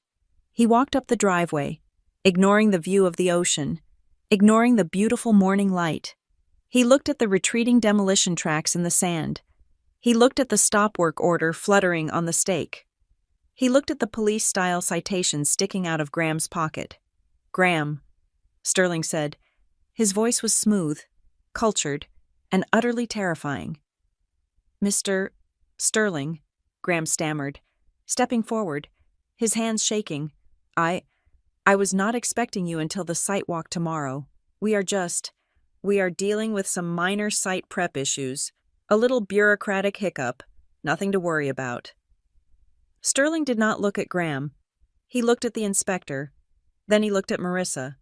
Then he looked at the house that was supposed to be a pile of debris by now.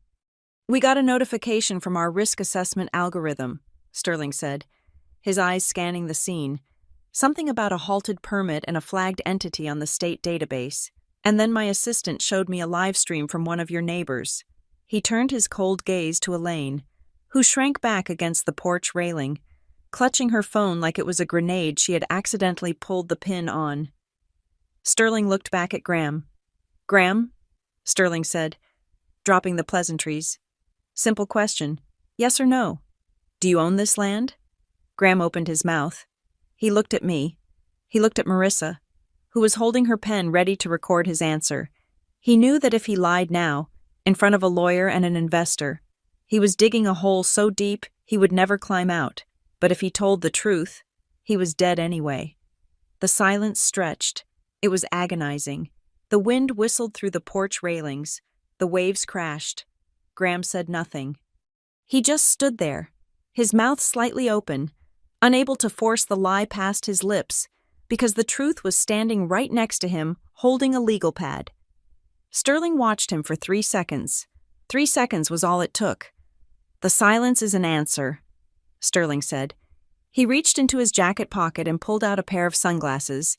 He put them on, hiding his eyes, making him look even more impenetrable. "We funded the preliminary tranche based on your representation of clear title and site control," Sterling said. His voice was devoid of anger. It was just business, pure, cold mathematics. "If you do not own the land, Graham, then you have misappropriated our funds." Graham found his voice, but it was a high, thin thing. "Julian, please, I have a power of attorney. It is a family trust situation. I can fix the title. Give me a week." Sterling shook his head. "We do not do family trust situations," Sterling said. "We do secure assets. And if you lied to us about the ownership, then the entire contract is void for cause." He turned to his driver, who was waiting by the open door of the SUV. "Send the recall notice to the bank." Sterling ordered the driver. "Freeze the escrow account. Pull the term sheet." He looked back at Graham one last time. "This is not a hiccup. Graham, this is a breach of contract. Expect to hear from our legal department regarding the return of our deposit. By end of business today." Sterling got back into the SUV. The door slammed shut with a sound like a vault closing. The vehicle reversed, turned around, and drove away, taking with it the $50 million dream, the commission, the prestige, and the future of Tideland Meridian Development. I stood there, watching the taillights disappear. I felt a strange sensation in my chest. It was not triumph. It was the heavy, settling feeling of finality. I understood what had just happened. This was not just about losing a project. My father operated on leverage. He borrowed from Peter to pay Paul. He used the hype of the next big deal to secure the loans for the last one. Sterling pulling the plug was not just a lost deal. It was a domino. When the other lenders heard that Sterling had walked due to fraud, they would all call in their loans. The credit lines would freeze. The reputation would shatter. Graham stood in the middle of the driveway. He looked at his hands. He looked at the house. He looked at me. He did not scream. He did not rage. He looked like a man who had just realized that the ground beneath him was not solid earth, but quicksand, and he had been sinking for a long time without noticing. Marissa capped her pen. The click was loud in the quiet air. "I think we are done here for now," Marissa said calmly to me. "The record is established. The demolition is halted. The investor has withdrawn." She handed me a card. "I will file the paperwork for the permanent injunction this afternoon," she said. "If they come back, call me. But," she glanced at Graham, who was now leaning against the porch stairs, looking unable to support his own weight, "I do not think they will be coming back." She finished. I looked at my father. The arrogance was gone. The CEO mask had dissolved. All that was left was a tired, aging man who had gambled his own daughter's home and lost everything. "You should probably go." "Dad," I said softly. He did not answer. He just stared at the sand, while the tide, indifferent to his ruin, continued to rise. The departure of Julian Sterling's black SUV left a vacuum in the driveway that was somehow louder than the roar of the demolition equipment. My father was staring at the empty space where the vehicle had been. His posture slumped, looking like a man who had just watched his own life expectancy drop by 20 years. The silence was thick, heavy with the salt air and the unspoken realization that the Whittaker family dynasty had just hit an iceberg. I thought the worst was over. I thought the withdrawal of the primary investor was the crescendo of the morning. I was wrong. The symphony of destruction was just moving into its next movement. Marissa Klein tapped me on the shoulder. Her touch was light, professional, but urgent. She did not look at my father or my brother. She was looking at her tablet, and for the first time since she arrived, her expression showed a flicker of genuine concern. It was the look a surgeon gives when they open a patient up and find something they did not expect. "Harper, step over here for a moment," Marissa said, her voice low enough that the others could not hear. "We need to have a privileged conversation." I followed her to the far side of the porch, away from where Graham was still swaying slightly in the driveway. The wind was whipping my hair across my face, but I barely felt it. "What is it?" I asked. "Did they file an injunction?" Marissa shook her head. "No, it is not from them. It is from the bank." She turned the tablet screen toward me. "I have a standing alert on the title for Seagrass Ventures," she explained. "It notifies me of any inquiries, liens, or credit checks run against the property address. This came in 4 minutes ago." I looked at the screen. It was an automated compliance email from a major regional lender, Palmetto State Bank. The subject line read, "Urgent, collateral verification inquiry. 1127 Seagrass Lane." My stomach dropped. I knew that bank. It was where my father held his personal accounts and his business lines of credit. I read the body of the email. A loan officer was reaching out to the registered agent, me, because they had found a discrepancy. "Dear Miss Rivera, we are conducting a final review of the asset schedule submitted by Mr. Graham Whittaker for a commercial bridge loan. The applicant has listed the property at 1127 Seagrass Lane as a primary unencumbered asset to secure the credit facility. However, our title search indicates the property is held by your LLC. Please clarify if there is a cross-collateralization agreement in place." I felt the blood drain from my face. I looked up at Marissa. He did not just try to tear it down. I whispered, the horror settling into my bones like ice. "He leveraged it." Marissa nodded grimly. "He used the address on his personal financial statement," she said. "He likely needed a quick injection of cash to pay the deposit for the demolition crew or the architects. He listed your house as his asset to boost his net worth, so the bank would approve the loan." I looked across the yard at my father. He was no longer just a bully or a thief. He was a man who had sold a promise he could not keep, backed by a house he did not own. He had walked into a bank, looked a loan officer in the eye, and signed a piece of paper pledging my home, my sanctuary, as security for his gambling debts. If the bank had not done their due diligence, if they had just taken his word because he was the great Graham Whittaker, I could have ended up in a lawsuit defending my title against a foreclosure if he defaulted. He had exposed me to financial ruin without even asking. I walked back across the driveway, I did not run. I walked with the slow, terrifying momentum of a glacier. Marissa followed me, her tablet held against her chest like a shield. Graham looked up as I approached. He saw the look on my face. He took a half step back. "What now?" Graham asked, his voice weary. "What else could you possibly have to throw at me?" I did not yell. I spoke with a clarity that cut through the wind. "Palmetto State Bank," I said. Graham flinched. His eyes darted to the left. A tell I had known since I was a child. "I do not know what you are talking about," he muttered. I took the tablet from Marissa and held it up. "They just emailed me. Dad. They want to know why the collateral you pledged for your bridge loan belongs to Seagrass Ventures, LLC. Graham went silent. His mouth opened and closed, but no sound came out. "You leveraged my house," I said, driving the words home. "You put my address on a loan application.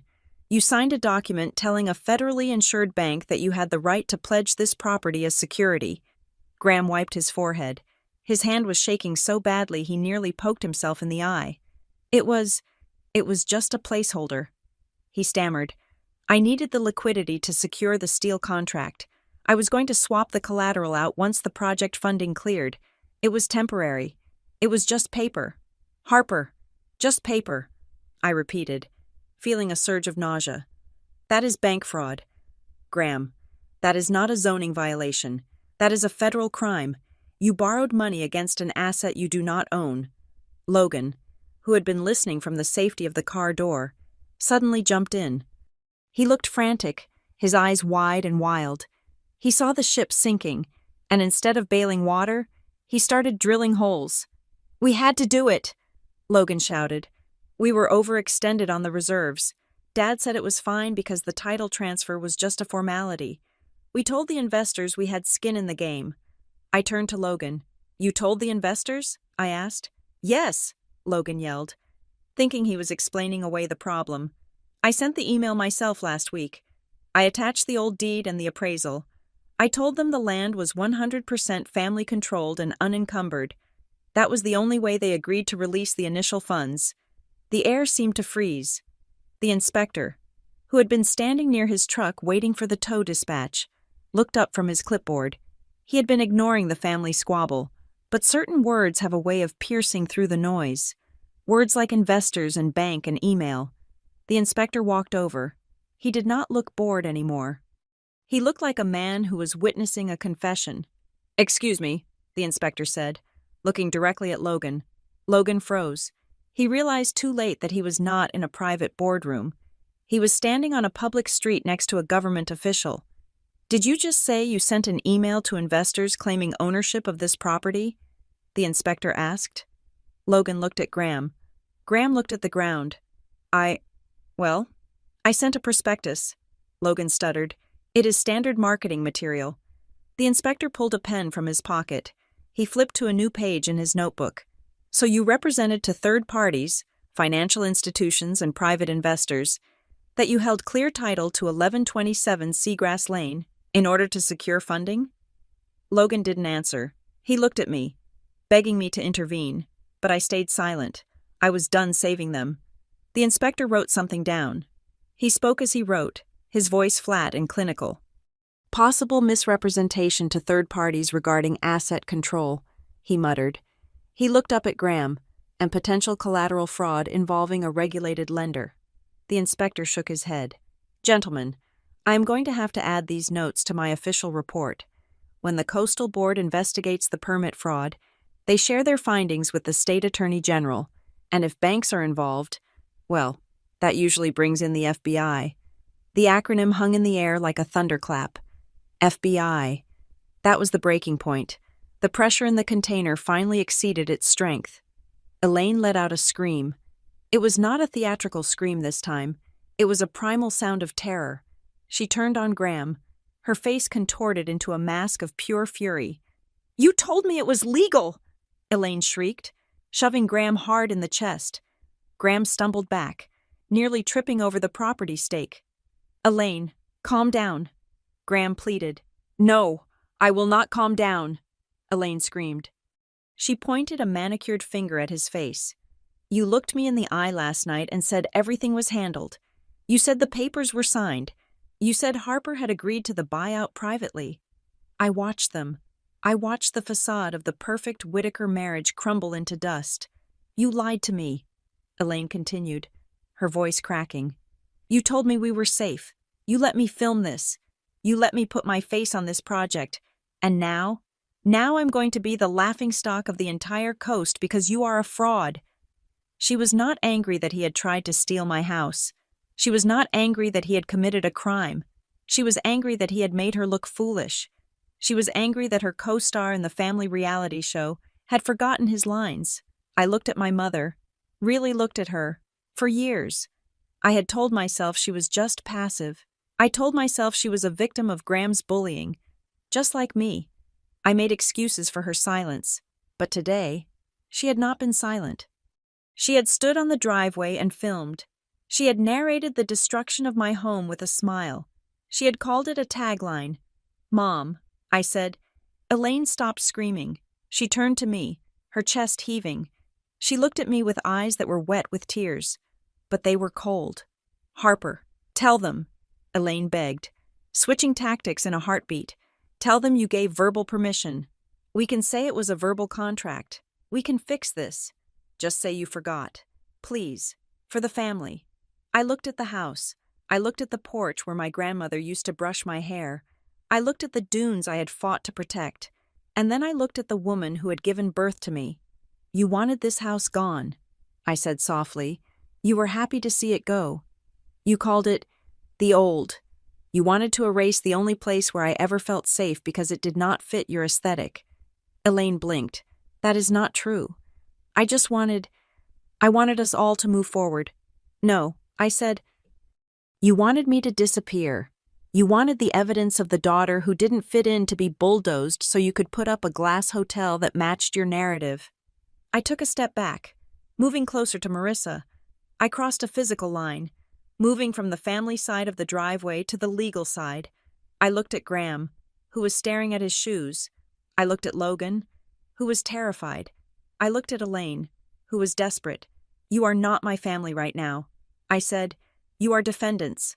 I turned to Marissa. I want everything documented. I said, my voice steady, the permit fraud, the forgery, the bank emails, the admission of investor fraud, everything. Marissa nodded. Consider it done. I looked back at them one last time. From this moment on. Do not call me, I said. Do not text me. Do not show up at my apartment. Do not try to email me at work. I pointed to Marissa. If you have anything to say, anything at all, you say it to her. Elaine reached out a hand. Harper, you cannot be serious. We are your parents. I looked at her hand. It looked like a stranger's hand. I am very serious, I said, and if you step 1 foot onto this property again, I will have the sheriff enforce the trespassing order. I turned my back on them. It was the hardest thing I had ever done, and yet, it felt like taking off a heavy coat in the middle of summer. Get off my land, I said to the wind, and for the first time in my life, they listened.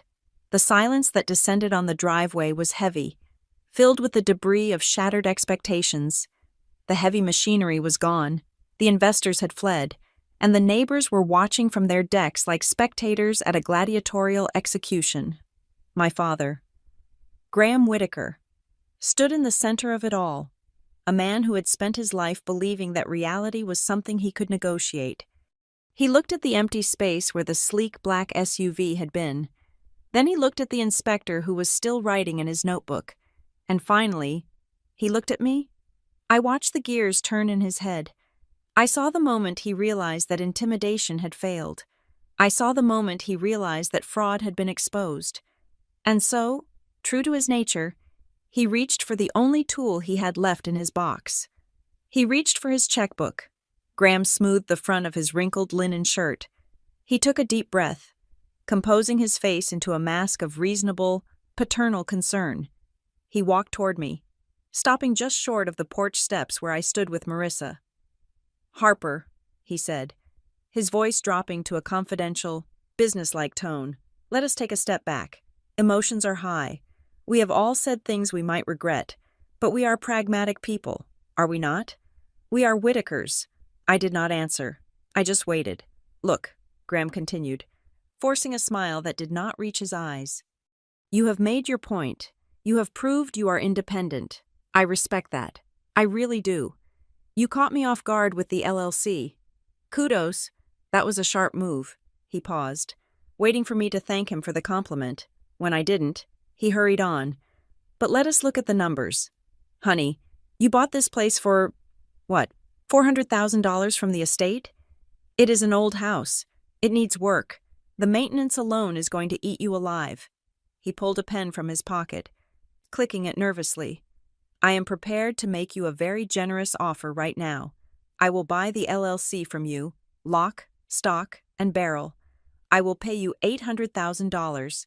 That is a 100% profit in 6 years. You can take that cash.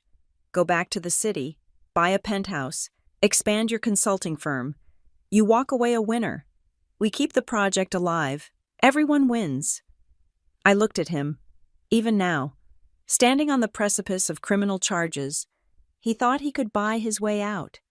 He thought that if he just threw enough zeros at the problem would apologize and go away.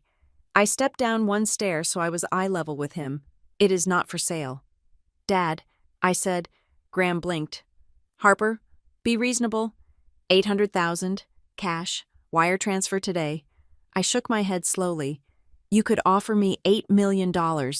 I said softly. You could offer me $80 million. The answer would still be no. Graham's face reddened.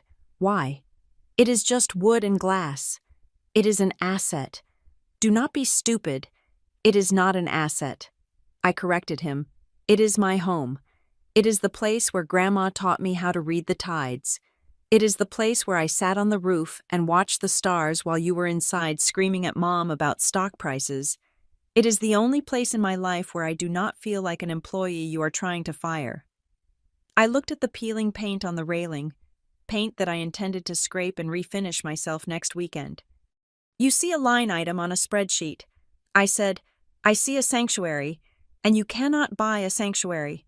Graham, you have to build it, and you have never built a safe place for anyone in your life. Elaine, sensing that the financial angle was failing, decided to try a different frequency. She stepped up beside Graham, dabbing at her eyes with a tissue. She had put her phone away, realizing that her audience had turned against her. Now, she needed me to be the audience. Harper, please, Elaine said, her voice trembling with a curated fragility. Do not be so hard on your father. He is just trying to provide for us. Look, why don't we just go inside? We can sit down at the kitchen table, just the family, like we used to. We can have some iced tea, and we can work this out. I promise. We will listen to you. We will respect your input on the design. Maybe we can keep part of the old house? A guest wing? She reached out, her fingers brushing the sleeve of my cardigan. Let us just sit down and talk, she implored. We will respect you. I looked at her hand on my arm. It felt light, like a spider web. I pulled away gently but firmly. Respect? I asked. The word tasted like ash in my mouth. Elaine nodded eagerly. Yes, mutual respect. I looked her in the eye. Mom, when have you ever respected me? I asked. Elaine looked shocked. Harper, that is a terrible thing to say. I am your mother. I held her gaze. Did you respect me when I graduated valedictorian and you spent the entire dinner talking about Logan's C-average football season? Did you respect me when I started my own company and you told your friends I was between jobs? Did you respect me this morning when you stood in my driveway and filmed the destruction of my house for your Instagram followers? Elaine's mouth opened, but no words came out. The truth was a physical weight in the air between us. You do not want to sit down and talk. I said, you want to get me into a room where you can gang up on me until I get tired and give in. That is not a negotiation. Mom, that is an ambush, and I am done walking into traps. Logan, who had been pacing by the car, could not contain himself any longer. The rejection of the money, the rejection of the emotional appeal, it was too much for him. He saw his inheritance evaporating, and he lashed out. "You are so selfish," Logan shouted, storming over. He looked like a child who had been told Christmas was canceled. "You are unbelievable." "Harper," he spat, "do you have any idea what this project would have done for us? For the family legacy? We were going to be the biggest developers on the coast, and you are throwing it all away because you have some sentimental attachment to a rotting beach shack." He gestured wildly at the ocean, at the dunes, at the house. "You are blocking the opportunity of a lifetime," Logan yelled. "You are holding the whole family back." I turned to my brother. He was 35 years old, but in that moment, he looked 12. "Logan," I said, keeping my voice steady, "I am not holding you back. You are free to go build a resort anywhere you want. You can build it in Charleston. You can build it in Savannah. You can build it on the moon for all I care." I pointed to the ground beneath my feet. "But you cannot build it here. This is my land," Logan sneered. "It is selfish. You are putting yourself above the family." I laughed. It was a short, sharp sound. "Selfish?" I asked. "Is it selfish to want to keep the things I paid for? Is it selfish to want to live in my own house without fear of bulldozers?" I stepped closer to him. "You talk about opportunity, Logan, but your opportunity required the total erasure of my life. You needed to destroy my home, my history, and my peace of mind just so you could add another zero to your bank account. That is not opportunity. That is predation, and I am not your prey anymore." Logan looked at me with pure hatred. He had never heard me speak like this. He was used to the sister who stayed quiet, the sister who fixed the problems, the sister who cleaned up the mess. He did not know what to do with the sister who drew a line in the sand. Marissa Klein cleared her throat. The sound was crisp and authoritative, cutting through the emotional fog. She stepped forward, opening her leather folder. She pulled out a document that was stapled and flagged with yellow stickies. "I think we have exhausted the emotional appeals," Marissa said coolly. "Now we are going to deal with the reality." She held the document out to Graham. "This is a settlement and release of claims agreement," Marissa stated. "It is also known as a no-claim agreement." Graham looked at the papers as if they were infected. "What is this?" Marissa adjusted her glasses. "It is a binding contract. Mr. Whitaker, by signing this, you acknowledge that Seagrass Ventures LLC is the sole and rightful owner of the property.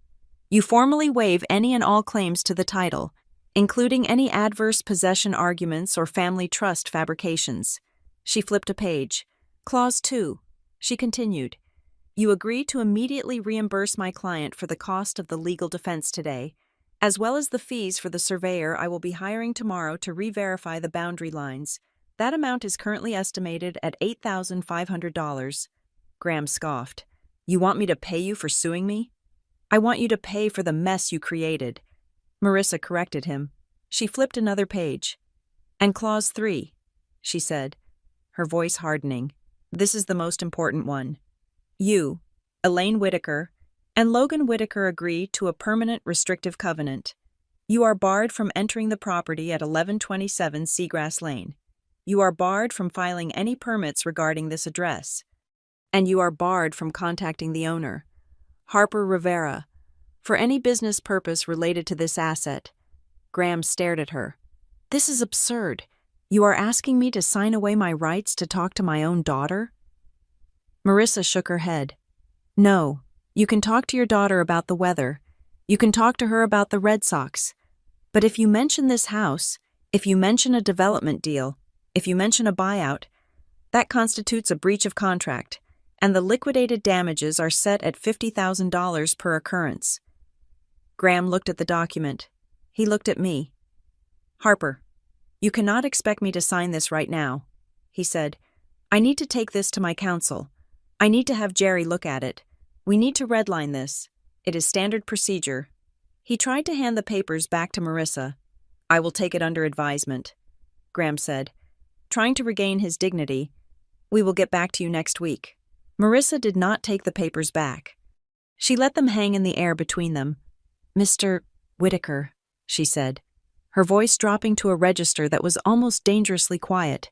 "You do not have until next week. You do not have until tomorrow. She pointed a finger over Graham's shoulder, pointing directly at the inspector who was standing by his truck. Phone in hand. Inspector Vance is currently finishing his incident report, Marissa said. He has already flagged the file for fraud. He is deciding right now whether to submit the referral to the district attorney's office for immediate criminal prosecution regarding the forged signature and the collateral fraud with the bank. Graham froze. He did not turn around, but his shoulders stiffened. If you sign this agreement, Marissa continued, her voice relentless, my client is willing to decline pressing charges for the trespassing and the attempted destruction of property. We will consider the civil matter settled. That might persuade the inspector that this was a private dispute that has been resolved, and perhaps he will not feel the need to push the criminal referral to the top of the stack. She leaned in close. But if you leave this driveway without signing, Graham, I will personally drive to the courthouse and file a formal complaint for identity theft and fraud before the clerk leaves for lunch, and I will attach the affidavit from the bank. Graham looked at Marissa. He saw the steel in her eyes. He looked at me. He saw the wall I had built. He looked around the driveway. He saw Mrs. Higgins on her deck, still watching. He saw the inspector, tapping his foot impatiently. He saw the empty space where the investor had been. He realized then that he had no stage left. There was no audience to charm. There were no investors to dazzle. There was just the cold, hard math of the situation. If he signed, he lost the house, he lost face, and he lost the deal. If he didn't sign, he went to prison. It wasn't a moral choice. It wasn't a moment of redemption where he realized he had wronged his child. It was a calculation. It was a risk assessment. Give me the pen, Graham whispered. Marissa handed him a heavy, expensive fountain pen. He did not read the rest of the clauses. He did not ask about the fine print. He walked over to the hood of the inspector's truck, the same truck he had tried to ignore an hour ago, and laid the document down. Elaine grabbed his arm. Graham, what are you doing? Do not sign that. It is an admission of guilt. Graham shook her off roughly. It is survival. Elaine, shut up. He bent down and signed his name. It was a jagged, angry scrawl, nothing like the flourishing signature he used on his press releases. He handed the pen back to Marissa. Are we done? Graham asked, his voice hollow. Marissa checked the signature. She checked the date. She nodded. We are done, Mr. Whitaker. She tore the copy from the back and handed it to him. You have 30 days to wire the legal fees. The account details are in the appendix. Graham took the paper. He folded it and shoved it into his pocket. He did not look at me. He could not look at me. To look at me would be to acknowledge that I had beaten him, and his ego could not survive that direct contact. Come on, he muttered to Elaine and Logan. He walked to his car. He walked like an old man. Logan looked at me one last time. You are going to regret this. Harper, he said, you are going to be all alone in this big old house.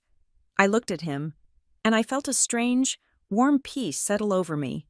Better to be alone in a house I own, I said, than to be surrounded by people who want to tear it down. Logan got in the car. Elaine got in the passenger side, refusing to look out the window. Graham started the engine. They drove away. They did not honk. They did not wave. They just faded into the distance, leaving only a cloud of exhaust and the sound of the ocean reclaiming the silence. I stood there for a long time. Marissa closed her folder. The inspector finally put his clipboard away, but I just watched the road. I knew they weren't gone from my life forever. Blood is sticky, and lawsuits are messy. But the heavy machinery was gone. The threat was gone. For the first time in 38 years, the ground beneath my feet felt entirely, completely mine. 3 weeks after the bulldozers retreated from my driveway, I found myself in a room that was the exact opposite of the beach. The hearing room of the Coastal Development Board was windowless, air-conditioned to a frigid temperature, and smelled of floor wax and stale coffee. It was a place where dreams went to die, buried under mountains of triplicate forms and regulatory code. For my father, Graham Whitaker, this room was a torture chamber. For me, it was a home court. I sat on the left side of the aisle, next to Marissa Klein. We did not bring an entourage. We brought 3 banker's boxes of evidence, organized by date, subject, and severity of violation. Across the aisle, Graham sat with his lawyer, Jerry, and my brother Logan. They looked like they were attending a funeral for someone they did not particularly like. Elaine had chosen not to attend. She was reportedly recovering from exhaustion at a spa in Arizona, which I interpreted as hiding until the internet forgot about her live stream disaster. The hearing was not a dramatic courtroom showdown. There were no gavels banging or surprise witnesses bursting through the doors. It was a slow, methodical dissection of a lie. The board consisted of 5 members, serious men and women who spent their lives protecting the coastline from people exactly like my father.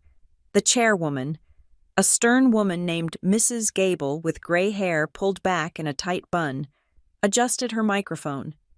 We are here to review case number 492, regarding the unpermitted demolition attempt and ownership misrepresentation at 1127 Seagrass Lane, she announced. Her voice was dry and devoid of patience. Graham stood up. He tried to project his usual confidence, that breezy charm that had sold 1,000 condos.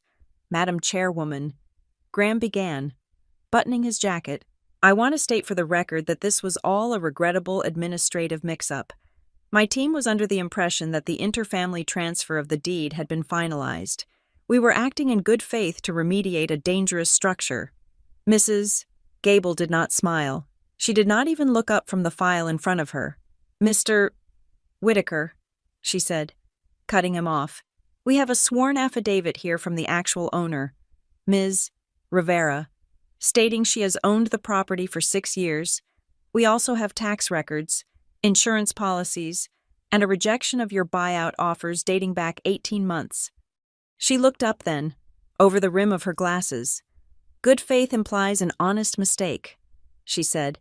This looks like a calculated attempt to bypass this board, because your company is currently on our high scrutiny list for previous wetland violations. Graham opened his mouth to object, but Mrs. Gable was relentless. Furthermore, she continued, we have received a communication from the legal department of Sterling Capital Partners. The room went deadly quiet. I watched Graham's back stiffen. He knew this was coming, but hearing it read into the public record was different. Mrs. Gable picked up a single sheet of paper. They write to inform the board that they have formally withdrawn all funding for the project known as the Meridian at Seagrass due to, and I quote, material misrepresentation of asset control and failure to meet ethical compliance standards. She dropped the paper back onto the desk. So, Mr. Whitaker, the project you were rushing to demolish a dune system for does not exist. You tried to break state law for a ghost hotel. Graham sat down. He slumped into his chair. He looked smaller than I had ever seen him. The facade was gone. He was not the titan of industry. He was just a man who had been caught lying to the wrong people. My turn to speak came next. I did not scream. I did not cry. I did not tell the board about how my mother had filmed the destruction or how my brother had called me selfish. That was emotional data. And this was a compliance hearing. I walked to the podium. I laid out my timeline. I purchased the property on October 14th, 2019. I stated clearly, since then, I have invested $82,000 in structural hardening.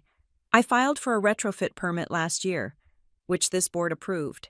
My father's claim that the house is a safety hazard is contradicted by your own inspector's reports from 6 months ago.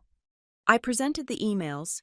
I presented the text messages where I had told Logan to stay off the property. I presented the bank inquiry regarding the fraudulent collateral. I am not asking for vengeance. I concluded. I am asking for the enforcement of the regulations that protect individual property rights and the integrity of our coastline. The deliberation took less than 20 minutes. When the board returned, the verdict was not a slap on the wrist. It was a hammer blow. The board finds Tideland Meridian Development in violation of Section 4, Article C of the Coastal Protection Act. Mrs. Gable announced, we are levying the maximum civil penalty of $50,000 for the attempted disturbance of a critical dune buffer. Graham flinched, but $50,000 was money he could find. It was the next part that destroyed him. Additionally, she continued, due to the evidence of willful deception regarding ownership, we are referring this file to the State Attorney General's Office for investigation into permit fraud and forgery. Jerry, the family lawyer, put his head in his hands, and finally, Mrs. Gable said, looking directly at Graham, Tideland Meridian Development is hereby placed on indefinite probation. You are barred from applying for any new permits within the coastal zone for a period of 24 months. Any active projects will be subject to weekly compliance audits at your expense. Graham went pale. 2 years without a new permit. In the development world, that was a death sentence. It meant no new revenue. It meant his pipeline was dry. It meant his company was effectively frozen in time while his competitors ate his market share. The gavel banged. Case closed. We walked out into the hallway. The fluorescent lights hummed overhead. It was over. The legal battle was won. But I had one last card to play. I had one last nail to drive into the coffin of Graham's ambition, just to make sure he never, ever tried to come back. Graham was leaning against the wall near the water fountain, loosening his tie. He looked like he had aged 10 years in an hour. Logan was arguing with Jerry in the corner. I walked up to Graham. Marissa stood a few feet back. A silent sentinel.